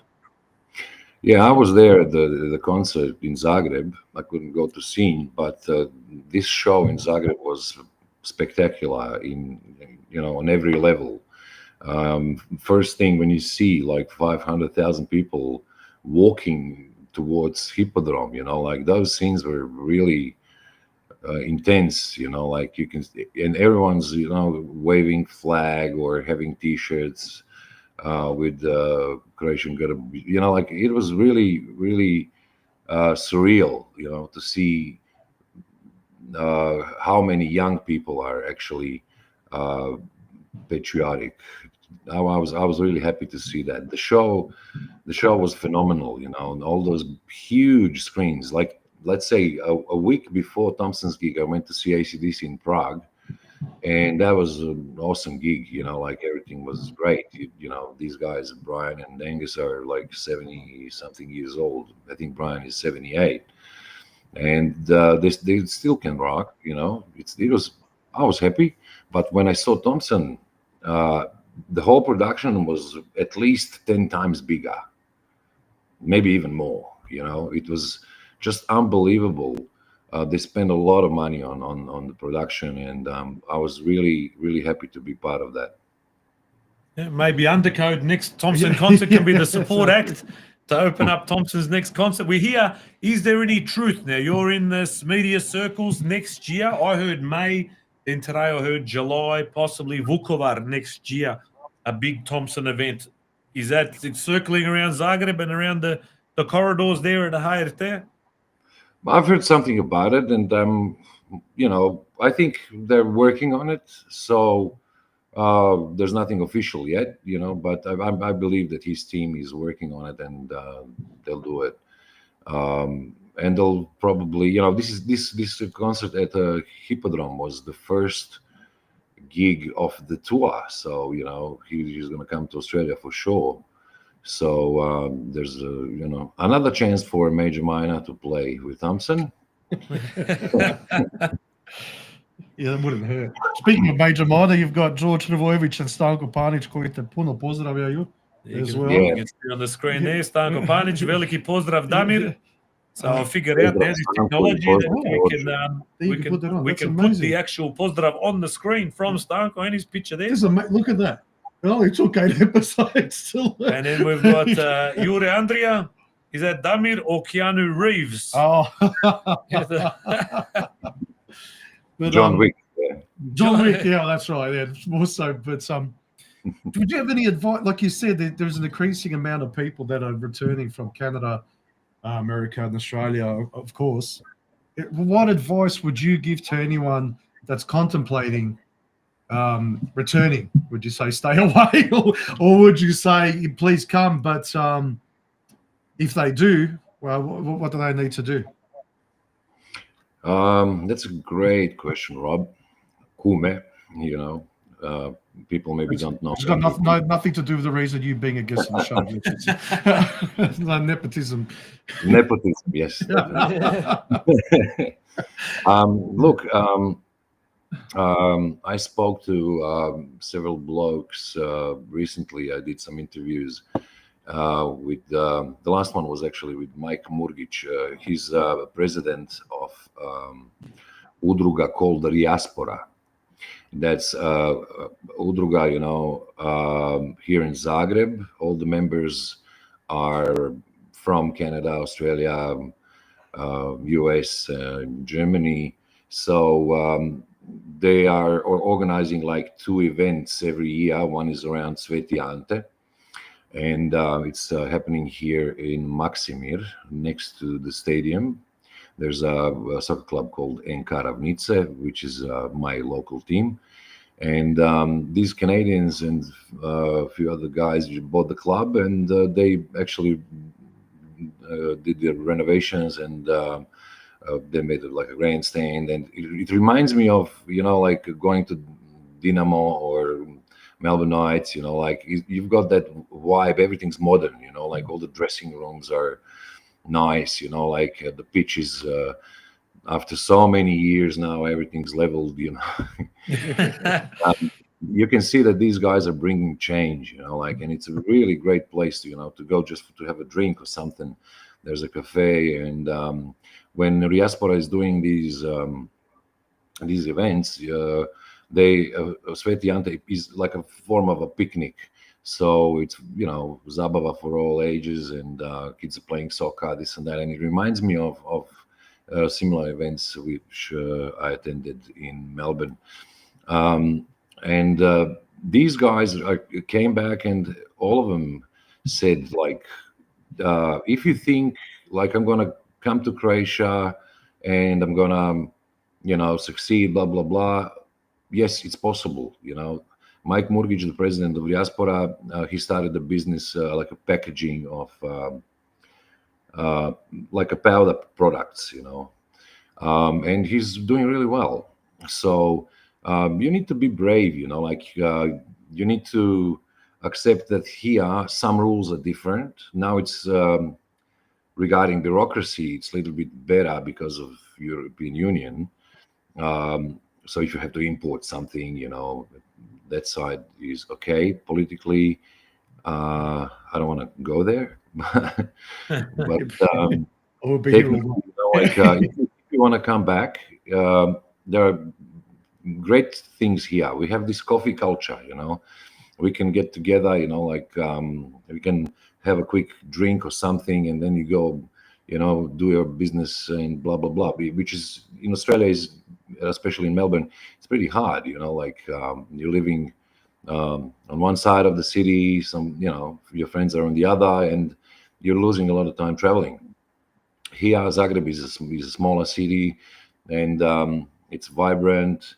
My advice is like if you really want to come, there is a place for everyone. Regarding business, you need to be brave. You need to be ready for some risks. As usual. Like you need to take some risks in any business on any continent. So you need to prepare yourself. That there are some different things here. It's not that like easy, but you need to work to make it, and that's pretty much it. And I've seen a lot of examples of people who are actually doing really well. Some people are like when they face first issues, like they're gonna say like, forget about this, I'm gonna go home, like to some other country. But I believe that Croatia is getting better and better. Yeah, and I think that gap between Croatia and Australia is really narrowing as well in terms of living standards, and that I don't think they've ever been closer in history. People can say, you've got all these nostalgic people who say it was so wonderful, but I think they forget some of the poverty that was there at that time. But one thing that I've noticed also is when Kolinda Grabar-Kitarović came here, for example, now Zlatko Dalic is calling everyone, please come back, come back, which is all fine and good. Yeah, I mean, that's wonderful. You like that. But is the government showing any initiative in creating maybe even a department that's going to allow people for returnees and make it easier for them and give them incentives to come back and even spend their wealth or any wealth that they've generated in other countries and bring it back to Croatia? We have this Državni ured for Croatians abroad, Državni ured za Hrvate izvan Republike Hrvatske. I know all the people there, and they are working hard to help, all the returnees, and they have some initiatives. I'm not going to go into details, like I believe, like there's always like room for improvement, but I think they're doing a great job. They're like, putting their hearts into it. Sometimes it's not that easy, but there is a system of I don't know how to call it, but like there is some assistance in the process. Probably it can be better. I spoke to Stjepan Šterc. He's the guy who does the demographics and stuff, and he actually wants the government here to work more on uniting with diaspora, because we got some great examples. We've got No House from Ireland, from Israel in the end. There's we don't need to invent like hot water. So all we need is just to make some initiatives and help people when they come here.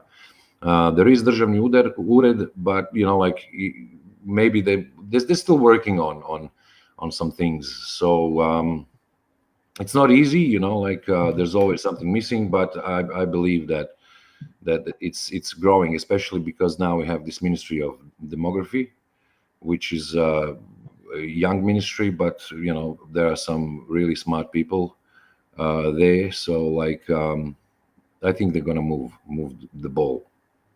Because we had a message from Jozo Kolakušić. You might know Jozo from around the Of places. So course. he was this week on Hrvatska Radio Televizija for the English language Croatian sports podcast, and he spoke about his group, the Forever Croatia. So bringing Yes. information about all the Croatian clubs from all over the world, and some of the photos and information that he's putting up on the website and on Facebook and socials is amazing. Some of the photos He- Yeah. from Toronto in the 1960s, or from Chicago, or from wherever it might be. So yeah, he was. If anyone wants to see it, it's on. Let me tell you, it is on YouTube. I can't tell you exactly the name, but I'll tell you what the name of the actual program is: Forever Croatia and the History of Croatian Football Abroad with Jozo Kolakušić. It was uploaded 3 days ago. It's on the Home Team That's it. podcast. So it's a Croatian English language program, I believe, the Home Team podcast. If anyone wants to watch it, with young Jozo there, so he's a young man who's really giving it a crack in Croatia and trying to bring the diaspora back home, or diaspora, to show people what it was like where we are, so that improves the understanding between the two. Yeah, because there sometimes is the disconnect between back home and between us, because what could be politics, could be culture, could be whatever. Ali, there's, like you said, there is people there that are working, doing great things over there to endear us, I suppose, to the local population. Yeah, Jozo's doing a great job. He's a great guy. Najjači. And now for you, anything you miss about Australia? I miss you guys. I miss coffees with Rob in Yarraville.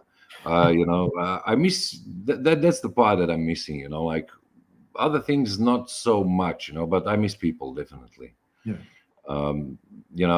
I used to hang around with major minor boys, and you used to say that that I'm like a sixth member of the band, and I'm really happy to know all of you. To call you my friends, and more than that, it's not just kumovi, it's like brothers. So I miss you guys. That's for sure. But other things, not so much. Not fish and chips, not no, Nicky. Well, I miss Embassy Cafe with Rob in the middle of the that's night. it. Java Cafe. Those things I miss, Yeah. those burgers. Yeah. Oh my God, Lefteris. Yeah, that's right. That's good. And speaking Buddha, who was here before, he spent many a night at the Lefteris as well, having a burger. But Jordan's saying come back, but I think the onus is on us going back there, maybe, rather than you coming back here. Is there any chance of you visiting these shores any time in the future?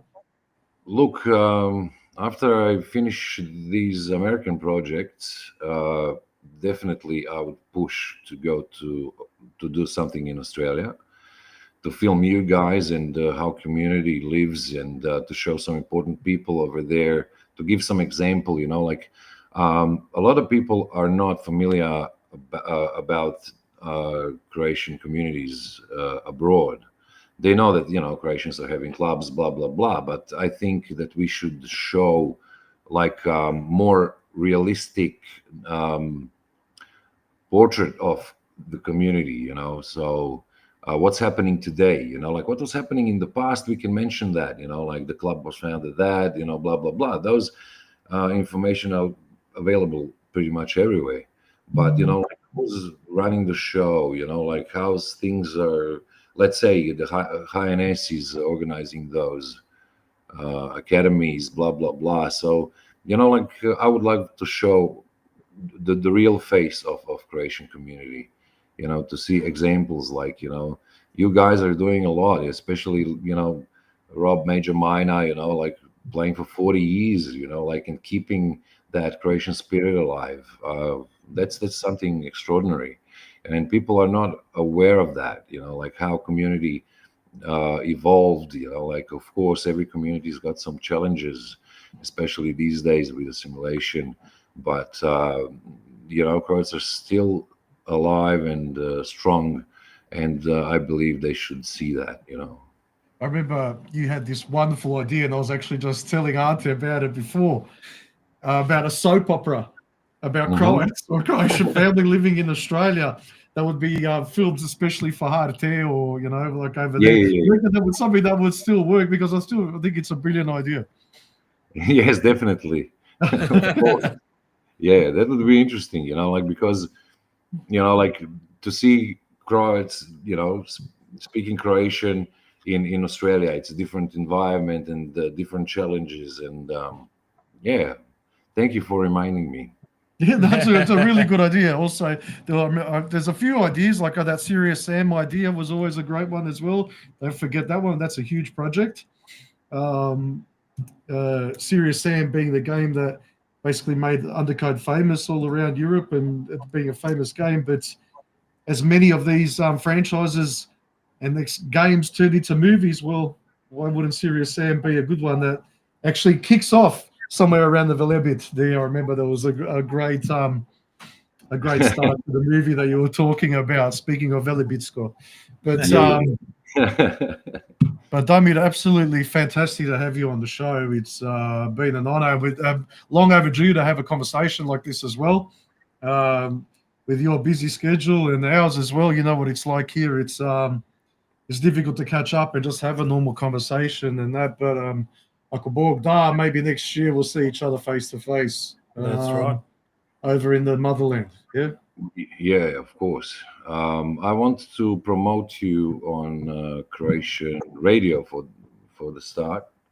So after we finish this, we need to do something. Yeah, Yeah, that's right. I need to. It's gonna be It's opposite. fantastic. Yeah, what's fantastic also that we've got, not only do we have an advocate over there to even just educate people about Australia, at least you spend a lot of time here, Yeah. but you've been here.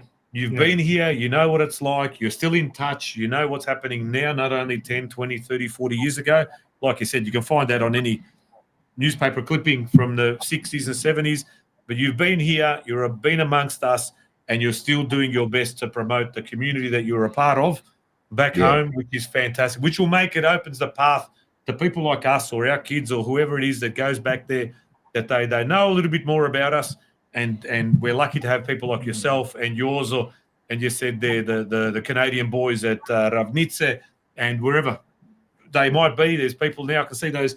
They got the achai. What do you call that drink? Acai, ice cream, In Split, Trogir, Yeah, or whatever yeah, it is. They're from Australia, in Geelong. Yeah. People, it's fantastic. So it's great to have you. I'm gonna add something, guys.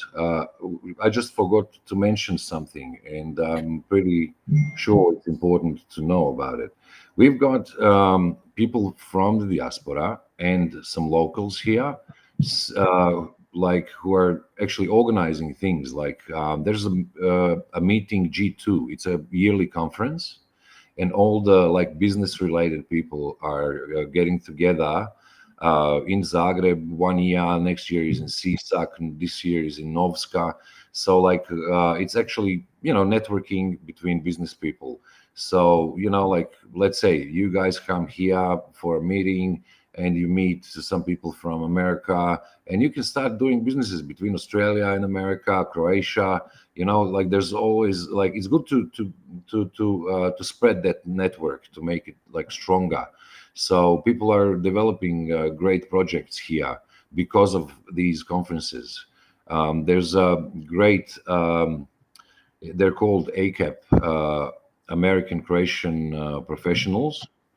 And they're doing like a lot of projects, like bringing together people from businessmen from America and Croatia. So there's a lot of initiatives happening, and because in the last couple of years, I realized that all these projects that I was listening about, it's actually like it's becoming reality. You know, like so. There's a lot of potential.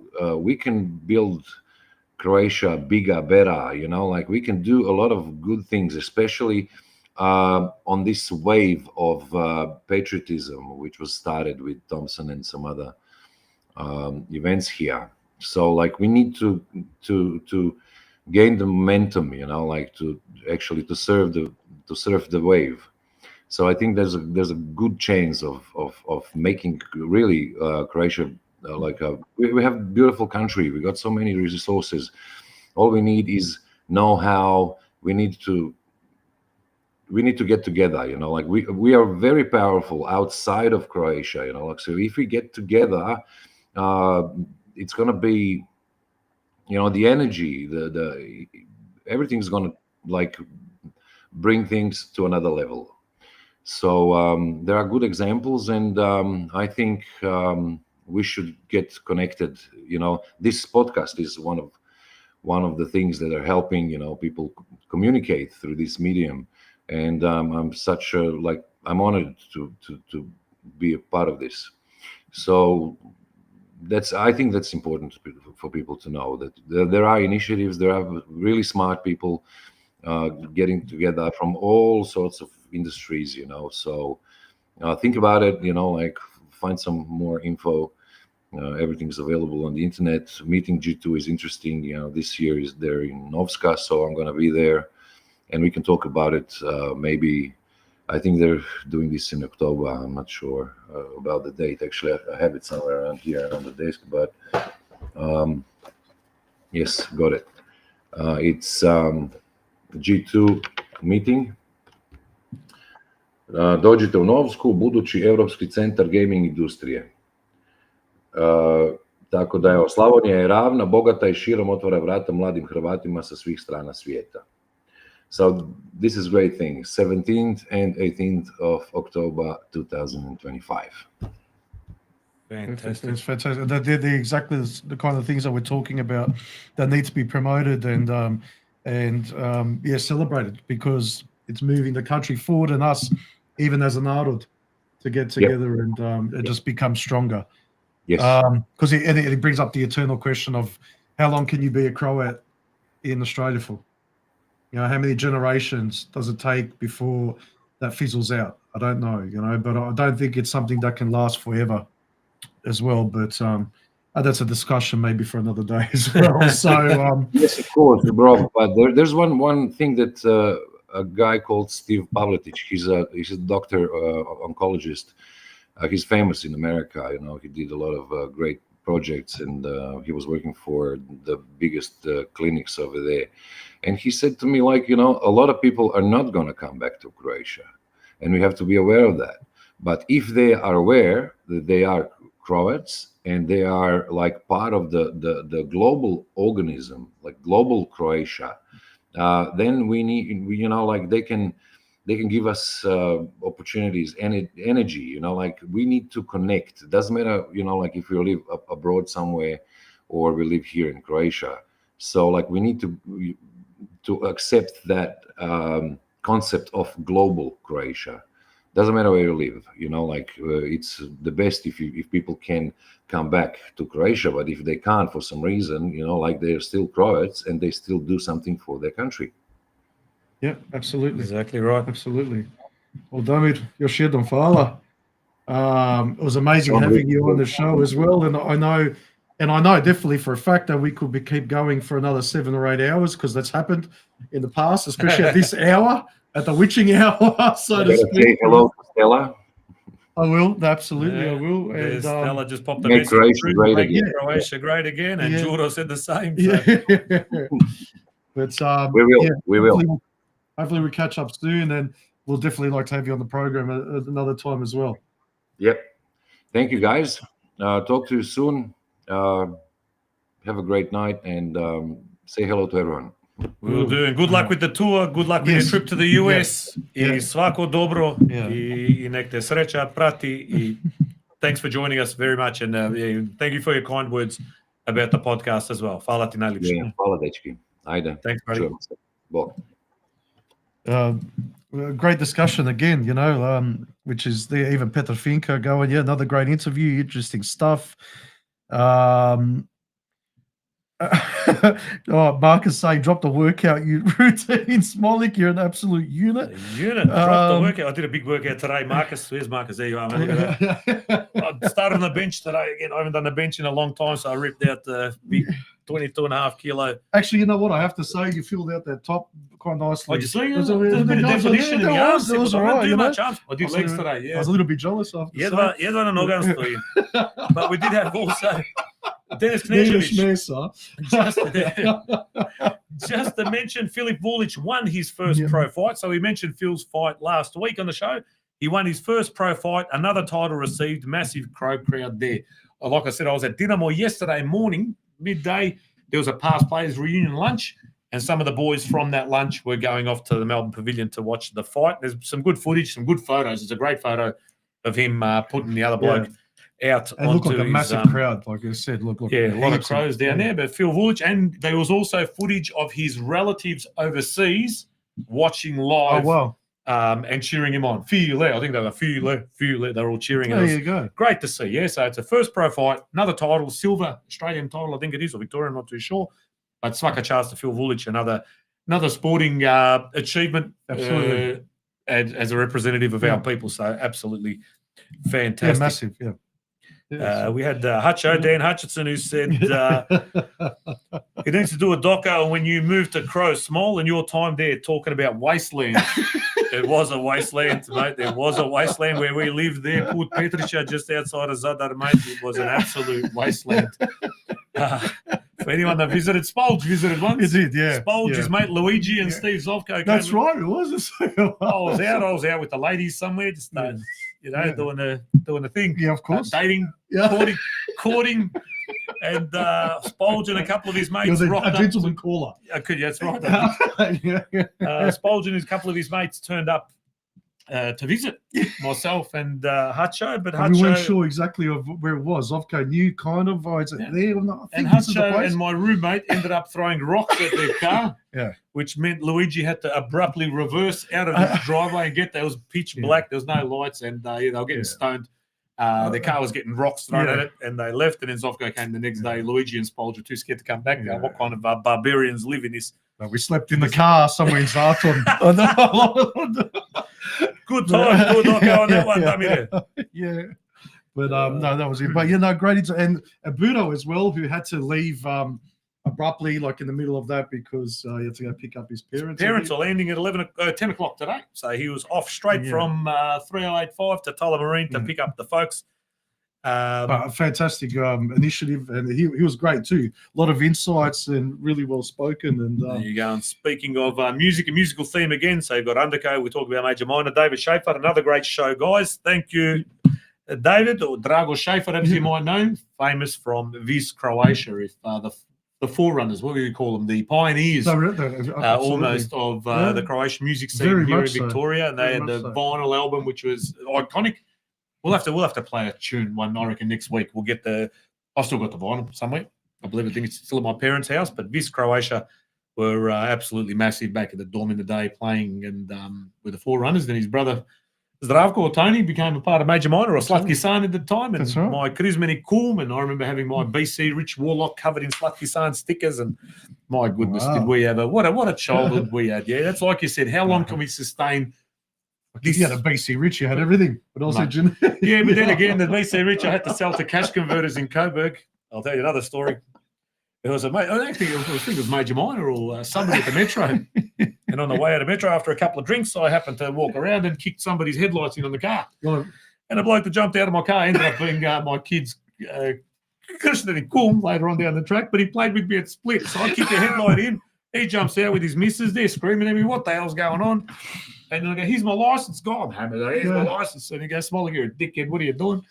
So I had to sell my BC Rich Warlock to cash converters so I could pay for the headlight to be fixixed on Mary's car because I was too embarrassed to ask my old man for money to cover the cost. But good times. You made some prepubescent boy's life that much greater. Good times. Him over a BC Rich. Dave Likota, who was also, he spent time at I don't even know what we'd call it, a halfway house, the joint that we had there in Zadar, me and Dennis. I think that would it's amazing how much furniture you can squeeze into a Yugo.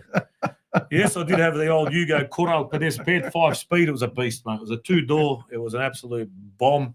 But yes, one night Hutcho and I did go courting a couple of lovely ladies from we won't mention what village they were from. And Dave and my roommate Dennis at the time took the car and they go, we'll pick you up later when you're ready.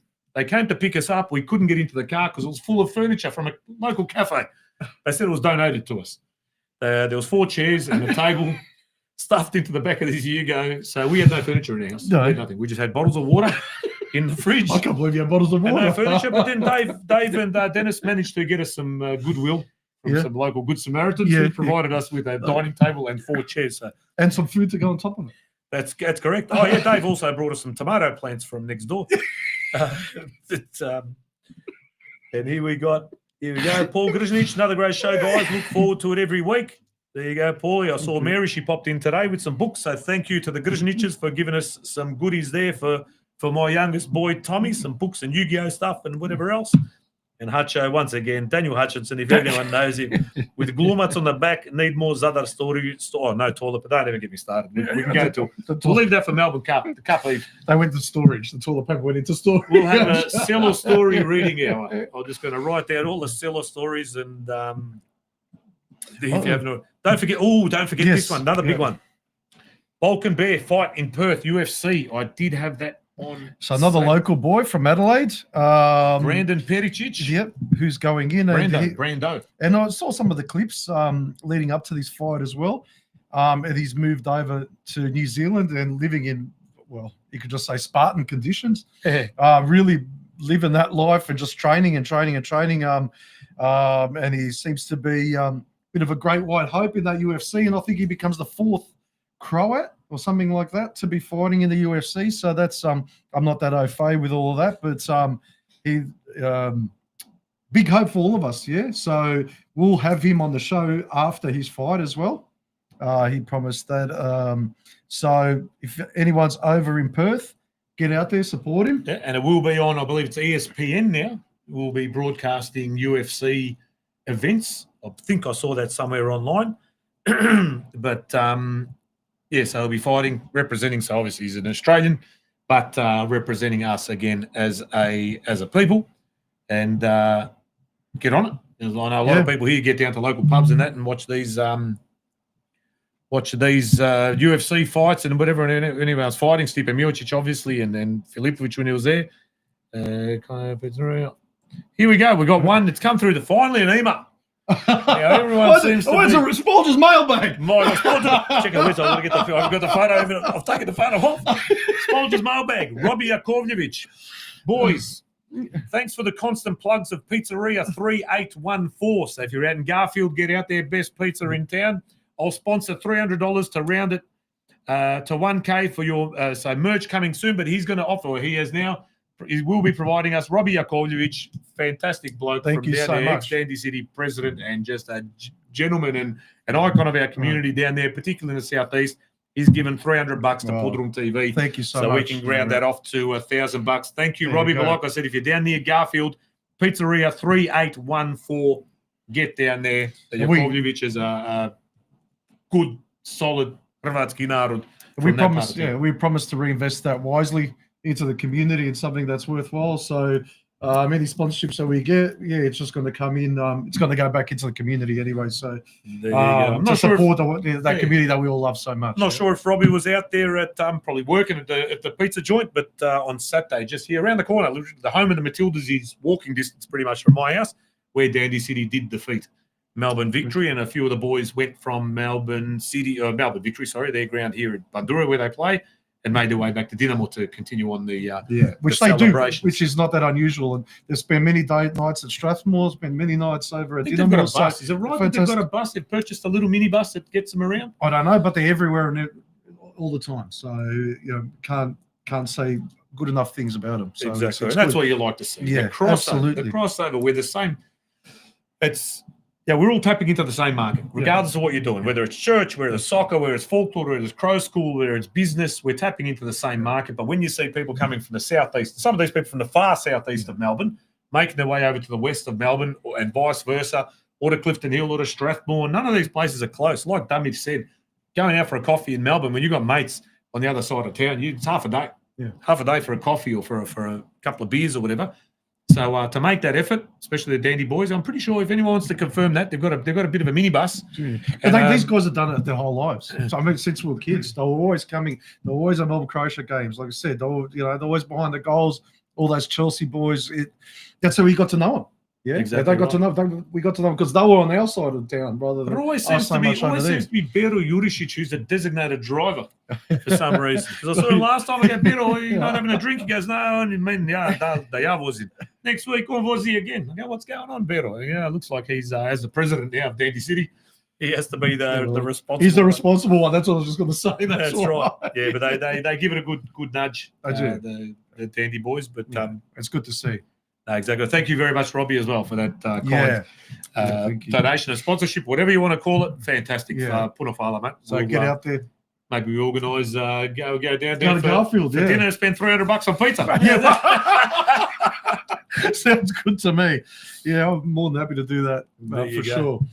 All right, Spolja, imamo mi još o čemu pričati. We've already gone well over. Anyway, than usually we said by 2.5 hours. But look, it's still like a civilized hour, right? It's still 10 o'clock. The numbers that I'm looking at here have only dropped. They've gone up, then they've come back down. Now there's still a fair few people watching it on PodroomTV on YouTube. Obviously, some watching it on our Facebook page, few on my page, etc. But thanks for tuning in. So there were those issues with Damir at the start, but we got the Damir in between. We had Budo. And it was well worthwhile as well for that patient. Talking about some stuff. There were some controversial things we talked about during the week that we wouldn't mind touching on, but we go, you know what, boy, we'll stug them off for the time being. Yeah. Because sometimes giving oxygen to certain things doesn't even deserve the time of day. Yeah, great. It does frustrate me and you reading this stuff, and privately we had plenty of conversations and shared screenshots, etc. But shit's in a tears. Some of these things where the community should be moving forward in some aspects, and we just keep crabs in a pot. It's just divisive. That's all it is. Yep. Divisive, unnecessary. Yeah. A lot of it's untrue. Yeah. You know, from a wider community perspective, I think the vast majority would read some of these things and say it is completely untrue. And what you're saying is either gaslighting the community or just play. I don't even know what you'd call it, just untruths. Ali, we'll let it go for now. But Stephen Jurica, sorry, mate, there's another one that was mentioned. Right. Stephen Jurica or Stephen Jurica was mentioned, another ex-Richmond player. Richmond's had a lot of crows, man. There you go. Richmond's had a lot of crows at Tigrovi. But the Dandy Thunder, Dandy City game, Saturday, 7 p.m. So 7 p.m. Australian Eastern Standard Time this Saturday night. If you're unable to get down there to Dandy Thunder and enjoy the Albanian hospitality, you'll be able to watch it on YouTube, no doubt. Because we all watched, I think a lot of us watched Sydney United against Sydney Olympic on the weekend, and a 94th minute winner, belter. A draw was enough for United, but just sticking it into Sydney Olympic, it's nothing. I reckon for the Sydney Crows, there's nothing better than beating Olympic like with us beating ours. Yeah. Oh, that's fucking fantastic. Beautiful. Love it. Yeah, but that was good. Peter Fink again, boys. Don't you still have another hour and a half to go? Well, we kind of do because we're doing an interview now for Damir. So we're doing the other way around. We're doing an interview for HRT. So yeah, we'll be another hour and a half. But you'll just have to see that on another show. And we've barely been drinking. We've only had what? I've had one Velebitsko and I was thoroughly threatened before I got here about my drinking habits of late. So we won't go into that at all. Talking about fights and prize fighting. There you go. I was at TKO after I was technically knocked out after that last session we had, and if I do it again, it'll probably be a straight knockout. Ali, Tony Grgic, Petar Finka, thank you all for your Ante Mihoc, there you go. Anton Mihoc, well done, gents. Thank you very much, mate. These are all good narod from our community that sometimes, you get surprised sometimes by who listens to this show or who watches or listens, whatever. Grimshaw Street, I keep saying it, down near the Greensboro bypass, and you pull up at the lights, PodroomTV. I look at the bloke and go, there's no way you're watching it. There's no way on earth that you're tuning in and watching PodroomTV, and he was. Had a lady, Velika Gorspa, saying she watched all 4 hours and 37 minutes of our show, and she looked pretty normal. She looked sane, normal. Looks cabby this evening, but I mean, I think it's more of a fact about how interested people are still in the community, even if they haven't been around for years. And that there is still something that binds us all and brings us all back, and I think that's what that is. And we're just one little part of it where we can talk about it and celebrate it. Yeah, so that's probably where it piques people's interest. There you go. And this hat as well that we're wearing at the beginning, the Kilo Down Senior Citizens Butcher Club. Rob and I have become members. So like I mentioned, $20 membership, get involved. They had a massive injection from the council to upgrade the facilities down there. Kilo Downs, by all means, $20. It's not a lot. in the bigger scheme of things. I think they've got so much that they give back. They've got lunches and all sorts There's of going to things. be barbecues. There's going to be a big barbie coming up. So Anthony Arteshestor, thank you very much. We got our membership receipts yesterday and our hats. So we're glad to be a part of it. But like I said, mate, all money raised will be going back and reinvested into the community in some way, shape, or form. Whether it's at a Garfield, whether it's at Didymo, whether it's at Knights, whether it's at Adelaide. Or Sydney United. Exactly. It was a great afternoon. Depending on how much we scoop it, we might go and buy a membership at pretty much starting from Western Knights, Adelaide Raiders, Guelph, Brisbane, Gold Coast, Sydney United, Warrington. We'll try. Yeah. Why not? Or some merch or whatever it might be. Yeah. No, well, and then we can give it away. Give it away as prizes. But there was one prize. I don't have a prize yet. I do not have a prize. I've got no idea what I'm going to give away. We'll find something. Matthew Jurcevic. Right. I've got a screenshot today. Matthew Jurcevic, I believe he's over in WA. He was our 1,000th follower or whatever you want to call it on Instagram. There you go. You've hit 1K followers, and the person that brought us to the 1,000 follower mark, Matthew Jurcevic, started following us today at some point around 9:15 a.m. or something like that. So, Matty, I'll reach out to you during the week, get some details, and we'll figure out what kind of prize. And he's someone who's a massive supporter of the community everywhere in Viersnik and in WA and in Sydney and he's here, there, and everywhere. So good on you, Matty. Exactly right. Exactly. City United, let me have a look. Just got another message popping up there. City United was a great afternoon out and a good crowd, great winning goal. It was a belter. It was an absolute belter. Jump on YouTube and have a look at the highlights. It was great win there by United against an old foe and kept them out of the six.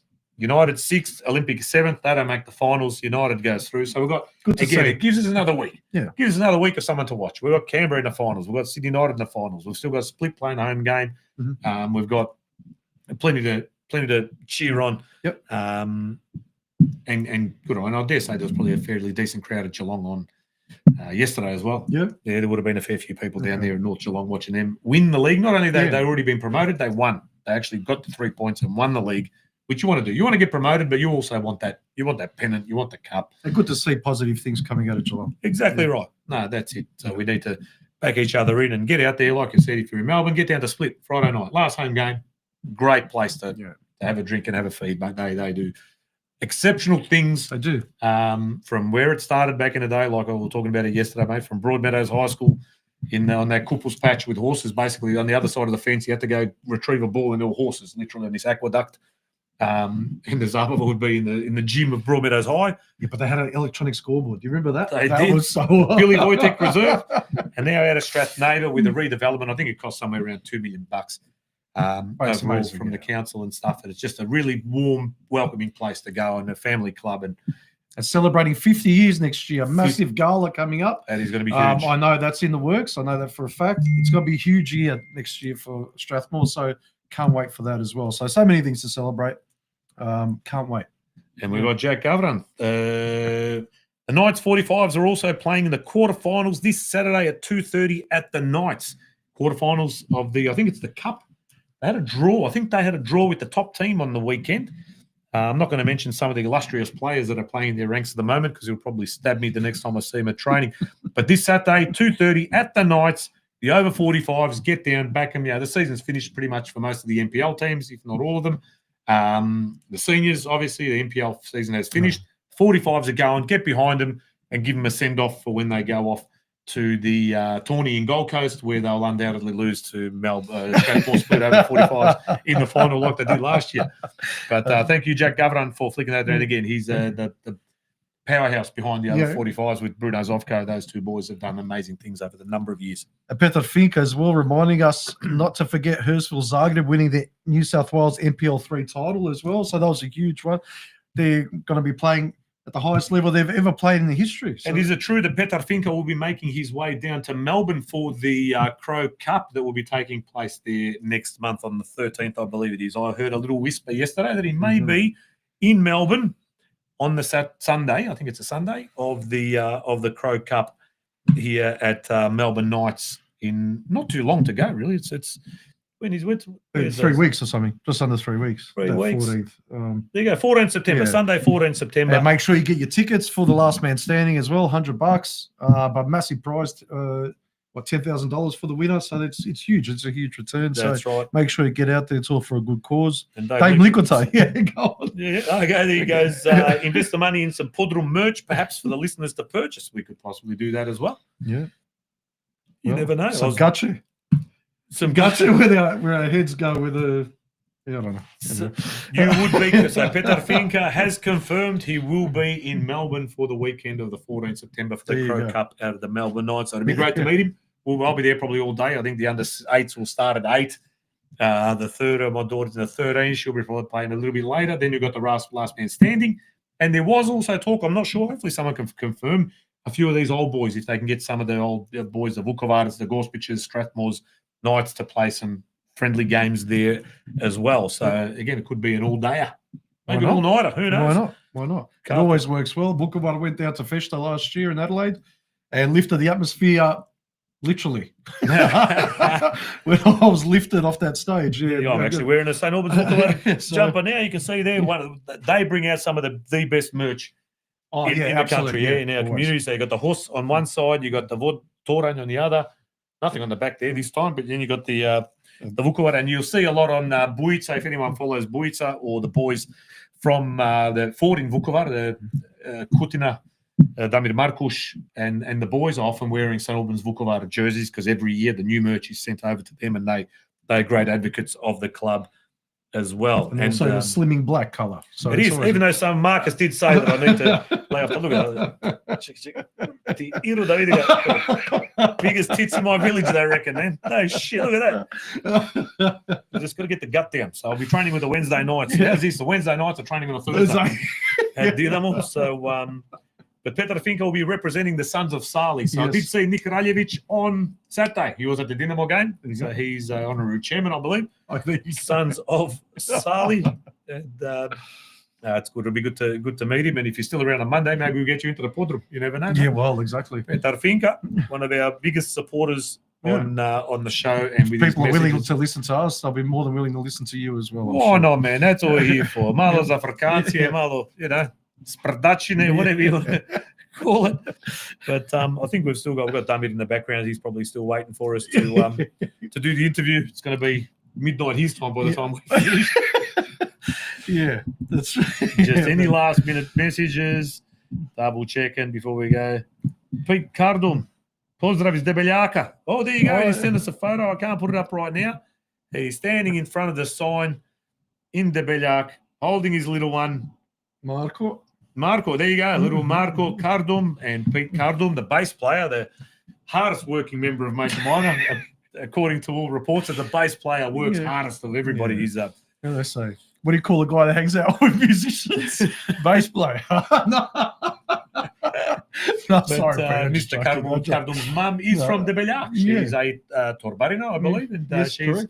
from Debeljak. So we had Danny Utrecht in Debeljak recently. We've had people driving through, sending photos. So I turned it into a mass tourist it is. It's destination. becoming a bit of a tourist mecca. People driving past just to get the photos. Covered in stickers. The grass is a little bit greener than last time. It is, but they're up here. There's a Wednesday nights. Have a look at that. There is a Wednesday night sticker on the sign in Debeljak. A Wednesday nights soccer club sticker.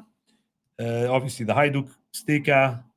But if you're around and you've got a sticker you want to stick on our sign, but Debeljak, look, it is. It's the Las Vegas. It's the Los Angeles of the Adriatic. It's absolutely booming. Over 1,000 people living there now. It's a lost something. 100. Pete will no doubt come back with stories of some of the absolutely massive attractions that are there. Well done to all the great to be in Geelong. So Crow Rob B, great to be in Geelong to see the lads win the league. Well done to all at the club. So obviously there was people out and about, even from not in that Geelong area down the Ballerine. They were down there to watch North Geelong, and fantastic. What a win! And the surface from some of the footage and stuff, the joint looks amazing. Yeah, the main I know ground that looks- they're renovated inside. it was I've a heard, but- beautiful sunny day. They had the ladies' lunch. Was it last week against I Westgate? believe They had the so, draw, yeah. And that was a big one. I saw some of the ladies from the Knights yesterday who said that they attended the ladies' lunch out there in North Geelong. But if they were anything like the ladies' lunch at the Dinamo tournament, then well done to North Geelong for finishing up their clean-up today. and being in debt by about 40 grand from hosting. Yeah. Oh, I think they've got guns too from carrying each other out. Bus and Robbie Yakovlevich, the minibus rumor is true. Well, there you go. She's called Princess. Several of us bought her. The original one got stolen. Probably by another bloke from Derby City, I reckon. Running fishes about. A bit rusted up, no internal roof lining, but has great stereo. Very hard to find a driver these days, as the bus driver never goes home after the game. If only she could talk, a lot of stories in that bus. No doubt whatsoever. But I reckon the permanent driver is better. The president, he's got probably more. He's like the taxi driver. He's got like his photo up on on the dashboard. There you go. Exactly right. But I reckon, Robbie, that might be 10:15. We are done. Where are we? August, September. Monday, that Monday when the tourney's on, I'll be in Gold Coast. Where you going to be down here, or I'm down here because I've got a wedding. You got the big you got the big wedding at the southeast, west/west merger. So unless I don't know, we do something. I don't know. We do it's going to be, what's the point? Like live from Gold Coast, it's all over at that point. Maybe I'll just do a couple of lives from. I'll be at the Heritage Night, so I'll be attending that. I can just get some clips and maybe play it the following week if we need to. Just add it into a show. So we might have the week off. Go live on Facebook. Yeah, do a couple of lives and then get some footage and get some info, interviews, whatever it might be from the tourney. Yeah. And then the following week we can do a bit of a compilation roundup of the tourney, of the damage of everything else. The liver damage that takes place on that weekend. And then we've got all of October, and then November 2, November 3, whatever it might be, Cup Eve. Maybe we might do a bit of a longer one. Maybe we can get some more guests from overseas, because that'll be perfect timing for them when we're about 4 a.m. here on Tuesday morning, Cup Day. With a live audience. We're thinking I've set up the room. I've got a few benches here. I've set up a little table in the corner and a tray with some Orakovats and Polinkovats. We might be able to fit, 2, 4, 6, 8, 10, 12, maybe up to 15 people tops in here, I reckon. And a few to the side. I can throw another bench down there. Maybe we can get about 20 people in. Who knows? Maybe we have a competition. So who gets tickets to be in the live audience. You can fit about 15 Rajanes out there as well. Oh, I don't know, guys. I've been asked, what are your plans for the Cup Eve? And I haven't actually decided what I was talking up a big game to everybody yesterday. We're going to throw an Rajane. We're going to have fucking Javape, we're going to have barbecues going and shit. We're going to end up like Corey Worthington. 1,000 people in my joint destroying the neighbourhood and ripping people's fucking plants out and shit. Being, the horse race that stops the nation, we can have some mortadella. No, it's not Croatian, but had some mortadella yesterday. My brother-in-law was having eaten in a long time, mate. Yeah, but it is horse. It is. So if you're back a horse, a donkey, I'm not sure. If you're back a donkey, just tell them to send it over our joint. Meet with all people. Smazza. Don't worry about the papra. Shibai. So Cup Eve might be a longer one. So if you just want to sort of brace yourselves, who knows? We will see. Robbie will sleep over. Now problema. Stella can come. She can drop you off. I think I'll be moving in. We can have večera, so we can sort of butter them up a little bit with večera, and then we'll start the show and we'll see. And then maybe we'll just get a cavalcade of guests. Whoever the in-house studio guests are, just go, right, you, next. Sit in the chair. That'll be fantastic. And tell us your stories. What do you reckon about that one? Oh, I think it sounds good already. I'm actually excited. I'm excited. Then we'll have to put this one in the fridge for that one. That's we'll, Ishka. But thank you to our guests, Damir Ljubicic, Marko Butorac, everyone that sent in messages. Thanks to Robbie Yakovlevich for your sponsorship that you've flicked through as well. That is fantastic. John Bilosh, what's Johnny got to say? Let's have a look. Guest sponsor of the show. Oh, the guests to come in sponsor the show. All right, there you go. Okay, we'll have to figure out. There you go. And Rose also said, how could it possibly be longer than tonight's show? I think it's talking about the Melbourne Cup Eve. Well, we can make it longer than tonight's show. Don't worry about that. Especially if the Tuesday off. Monday's probably an RDO. Yeah. I reckon we start at midday. Yeah. We haven't even had a toilet break. We start Monday midday Monday, right? And we swap over the guests, the crowd every 2 hours. We have next one. And we could probably get about, I reckon, up to about 800 people come through the Podroom that day. And it'll be like Avondale's yearly attendance. Oh, Boże. But we still haven't run that past our respective employers. We'll see how that goes. But we've given a little bit of a snippet of what might happen. But if we can get it over the line, Nick, it's an Esna, man. There's a lot of people saying they want to come in, they want to see the Podroom, etc. We definitely want to have them in. We can do that on any given Monday. But it can't be because a lot of people will be on holidays. Yeah. But we do hope to get some live crosses to people that are camping, for example. There's a lot of people that go out in big groups of crows. You got the Hrvatski lovci go out to Mira. You got the Vukovar boys go out to the Murray. Mira. Yeah, cool. Here's one more comment. Again, I didn't think there was much internet upstairs, but obviously more Žena probably got Starlink. Anyone know any divorce lawyers? May need one on Cup Day. Počelo. You know that means. Forget the Cup Day thing. It's not happening. It's fucking done. Remember that one? Donesi mi pivo prije nego što počnemo. All right, so I don't know what we're going to do a Cup Day now. Maybe we just do a sweep, $2 sweep. Maybe something. And the show will go for about 15 minutes. We'll just Javice, he's going and awful divorce. That's impossible. That's impossible. All right, now I think we need to wrap up. We've got Damir still waiting for us. So we're going to do a quick interview now, or an interview with Damir. Yeah. After this, for Hrvatska Radio Televizija, I think the radio version. Yeah. But you never know. This may lead to bigger and better things, and we may get our own show on what's that HRT4, the one that no one watches. Yeah, got the like Channel 31. Radio. What is that? Z1. That's yeah, Channel 31. Paranska televizija or something. There you go. Stella Školjar has got a divorce lawyer lined up. She could do a 2-for-1 deal. Look, you got to give it to her. She plans. She plans ahead. For my missus, because when you do, I don't know what the split is these days with divorces, and if you've got young children, if they're under 18, is it 70-30, is it 50-50? But my missus, with me, it's going to be either ćemo se podijeliti bratski ili ko Hercegovci, which means I get fucked up. Either way. Either way. You go. All right. All right. So, thank you very much. Thanks to our guests. Thanks for tuning in. Thanks for your support. There's still a fair few people online, so apologies for cutting it short. Yeah. It's only been a short episode tonight. Yeah. But, thanks for your messages. Keep it coming through. We're going to start the show at 6:30 from now on. So every week I'm just going to do a new reel. Next week we're starting at 4. Ali, it's all good fun. We love doing it. We love that people like watching it, and that's all it's about, man. So just keep flicking through your messages, whether it's on Instagram, Facebook, email. What is email a thing of the past? Do people not email anymore? Are we just old and we don't know? No one likes my mailbag.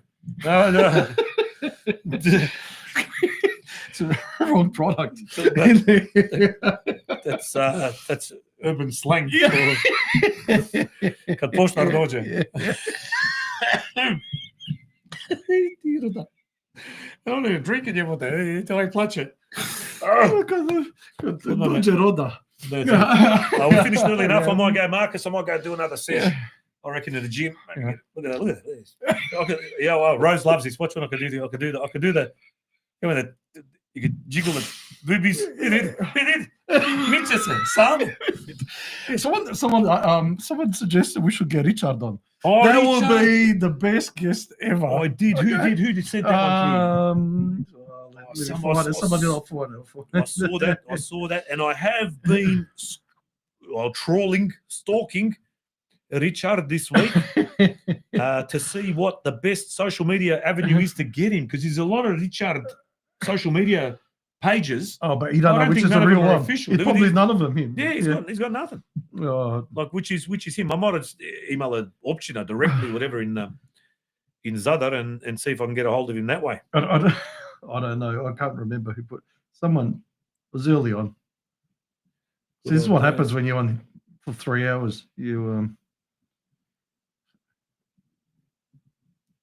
said to Sil, we've got to go on Damir's show afterwards. She goes, well, that means you can keep your show down to an hour. I go, okay.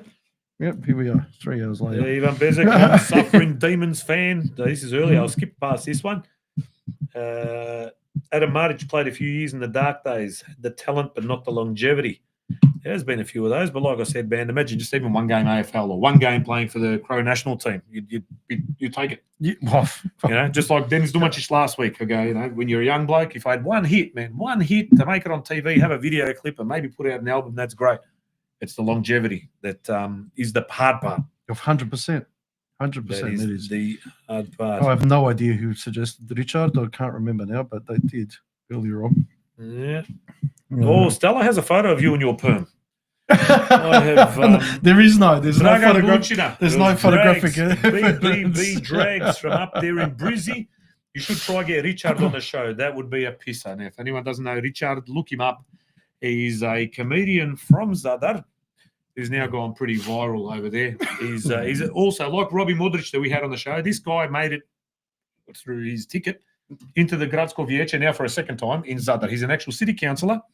He takes out his teeth, he grows a beard, puts on some old vest, and he's one of the funniest humans that I've ever seen in my days. The bloke's a genius, I reckon. He's an absolute comic genius. For some people, like my parents love it. They're obviously from that part of the world, so some of the jokes are a little bit regional, I guess. Yeah, they are. Yeah. But it's universal, some of the shit that he says. And he's holding an empty glass of wine, and a lady in the corner bar says, he's got nemoj stati. Nemoj stati. Just shit like that. There's little one-liners. He's a cracker. He's brilliant. He's brilliant. So if we can get Richard on as Richard, or even his real... even actually, I'd be fascinated to talk to the real guy. Enio Meštrović, his real name is. What I is think that? is Enio Meštrović. Enio Meštrović. There you go. He's a qualified engineer, quite educated man who started off with some sort of theatre group, a comedy group. Yeah. Well, you've got to be intelligent to be He that was around the funny. 90s. I saw him in the 1990s during Mushkara there. He dressed up a whole busload of blokes in Red Star Belgrade jerseys, kids, and he pulled up in the middle of Zadar near the mosque and was doing interviews, and people didn't know what to think. It was an absolute shenanigans. Božanko, Mumba Park. There you go. One of the he's got to get a mention. Božanko. Yes. Well, One, he's not from Otok, near scene. no. So that's an honourable mention there. Even though Damir Munivrana Manas is from, I don't know if they're from Otok. Luka, you'll have to help me out. There are the Munivranas from Otok as well. But there you go. Richard would be awesome. And, absolutely. But we'll get that photo of you in the perm as well. I think we want some comedy gold. There's no photographic evidence, I'm telling you. There's got to be. There's got to be something. I don't know. I kind of look like that guy from the Lost Boys. There's I'll find a picture of him. Yeah, actually, the guy like he played Bill and Ted. Oh, it's all like if you had the blonde that tight sort of curly hair. That's kind of what happened to me. Jeez, how did you ever get married? Though? I don't understand with that. Ooh. Fuck, it's still a mystery to me. All right, I'll bring out my mullet. I'll bring out my mullet photos next week. You bring yours. Yeah. We'll do a mullet off. Or you perm. That's a crap. Marley, one of my older boy, goes. Someone kept telling him to get is it an Asian perm, Korean perm? It's all the rage now because these kids with those big mushroom hair, because he's got straight hair. Yeah, like that's me. right. Yeah. Okay, you've already got Asian hair, man. Look at my hair grows fucking straight up, man. There's no waves. I've got 4 cowlicks and it's fucking arano. It's like straw. So he was going to get a perm. Okay, you get a perm. It's like me getting an earring when I was 18 years old. My man would cut my head off. Here he is. See, look, people are watching. Gala next door to Otok. So again, people are just fleeing. Everyone that I thought was from Otok is now coming out and distancing forcefully saying, no, we are not from Otok near Sin. We are from Gala. We are from Obrovac. We are from wherever it might be. What's wrong with Otok? If anyone next week, if there's anyone that would like to tune in and tell us anything about Otok near Sin, I know they're very religious. A lot of nuns and priests have come out of Otok. Have to look it up. But we also do have people that attack themselves at Dinamo Gala nights that are from around that part of the world. So maybe that's it. Maybe they distanced themselves after that photo, that expose. Well, it looks nice. Under contact with the lead singer of a Croatian band called Sexy Mother. Oh, yes. Yeah? Have you heard of them? Yes, definitely heard of them. Yes, I have. I've done it. To be honest, I've never pointed out what they sing. I don't think I've ever heard one of their songs. So I didn't know who they were. I thought they were like those party breakers. I thought they were maybe from east of the river. Yeah. So I didn't really take too much notice. But I've been trying to get in touch with Davor Gobac from Psihomodo Pop. Oh, really? Yes. We will try and get him on the show if we possibly can. Yeah, talking about mental illness. He was one of the first people to go naked on stage, mate. But he's seen around Zadar a fair bit. His wife is from that part of the world, so I used to see him around a fair bit. But yeah, those sorts of characters. You want the characters. You want something that the Mullen asked me, you know, Yeah, no, absolutely. makes you think. No, I was always a big Single Modern Pop fan. I think we all were. Oh yeah, Major Miney's there, and Well, my man, Kilkenny's. that's still the wildest song I think you could ever play. Like, for Oh. some reason, every time that song comes on, he just turns. Everyone just goes nuts. It goes a little bit, yeah. So a lot of time it goes way too far, but it's all right. So that's a song of our youth that we remember at nightclubs and wherever else. Yeah. Just checking anything else. Oh, there's a big festival, some sort of it's called Nosise in Benkovac. Right? So Benkovac's not known for its art and culture, other than the Siam where they slaughter about 7,000 sheep to feed the masses. But what is this Nosise? Obzirom nedavni incident. Oh, there was something called Nosise. Umjetnički direktor festivala danas je poslao priopćenje, blah, blah, blah. Something happened, obviously, at this place. Some people from the Udruge, from the Domovinski rat, I believe, may not have been happy with what happened at this particular festival, so we'll leave it at that. Yeah, okay. But Benkovac, yeah, it's an interesting place. Yeah, At okay. the best of times, I think it's a very, very I strange. drove mix. through there on a bus once before they built their Autoport. Yeah. Split yesterday. And the driver didn't stop at the red lights, I don't think. I remember there being a very awkward turn through the town, like in a massive bus. You had to sort of. I took a couple of awkward turns in Benkovac. But we've got Kata Škratulja. They sing Ajme meni nije mi dobro. Oh, I know that song. Of course. That's like a big hit for the Rijeka fans as well. They sing that all the time. There you I know go. there's Now a few I know who Rijeka they fans are. out there. Like, Now I know. that's a great chant though. That Ajme meni nije mi dobro. It's a good song too. There you go. Just got Anton Lovric asking, am I okay? I I am. think it's clearly not. I'm not sure what you've heard. The internet, don't believe everything you read on the internet. And or what my wife tells you, yes, Ajme meni je mi dobro. Yeah. Dobro, yeah. All right, 10:30, I reckon. Spolch. 3 hours. 3 Beautiful. hours. Oh no, cut. And we are working on Spolch. Send me some info about Spotify, how to get it on Spotify for those that prefer to use that platform. We're working on it. It won't be live, but that's fine. Like a lot of people just like to. I know I listen to certain podcasts on Spotify as well. So I've created a PodroomTV account on Spotify. We just need to get this, whatever's on YouTube, that was where, onto Spotify. I mean, there's no more if anyone knows how the hell they do it. Let's give go us a hint. straight from the Matty, Matty, I saw Matty Sharkic. I think he's back because he gave a little positive there earlier on. Maybe he can help us out. Or someone can. Oh, is he back? I think so. I don't know. Well, he was saying positive to us. So unless he Evolutionary Electrical for all your electrical needs. He'll be doing all of our wiring. All right, ljudi moji. I quit smoking on Thursday, actually. What's today, Monday? Wow. Thursday? Actually, you haven't had a cigarette. I've had 2 or 3 cigarettes since then, maybe cheeky ones. Ali, I have stopped. The coffee slowly going away. So hopefully I'm ready for that night's cause gala evening to be able to sing the song that I've prepared for the nights on the night. Ali, slowly got to get there. And plus, I want to go back to back at the 20. I haven't had a cigarette since April 16, 2021. Not that I'm counting.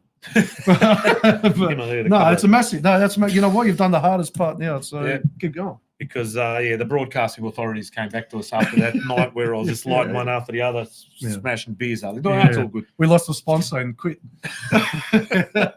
But the local Lebo tobacconist jumped on board. He's but he's been bombed in the meantime. Yeah, the $2,000 I was going to send through. Because the insurance hasn't come through. No. Dobro, ljudi, laku noć, finally. See you all next week, 7:30 p.m. Australian Eastern Standard Time. Soon we'll be going daylight savings time. We are. It's longer days, man. I looked out today at about 6 and it was still kind of vidi se. It's amazing. Malo je toplije. It's good. We've got the heater on, but it's still not too bad. No. Thank you, Budo. Thank you, Damir, for holding online. We'll get back to you now.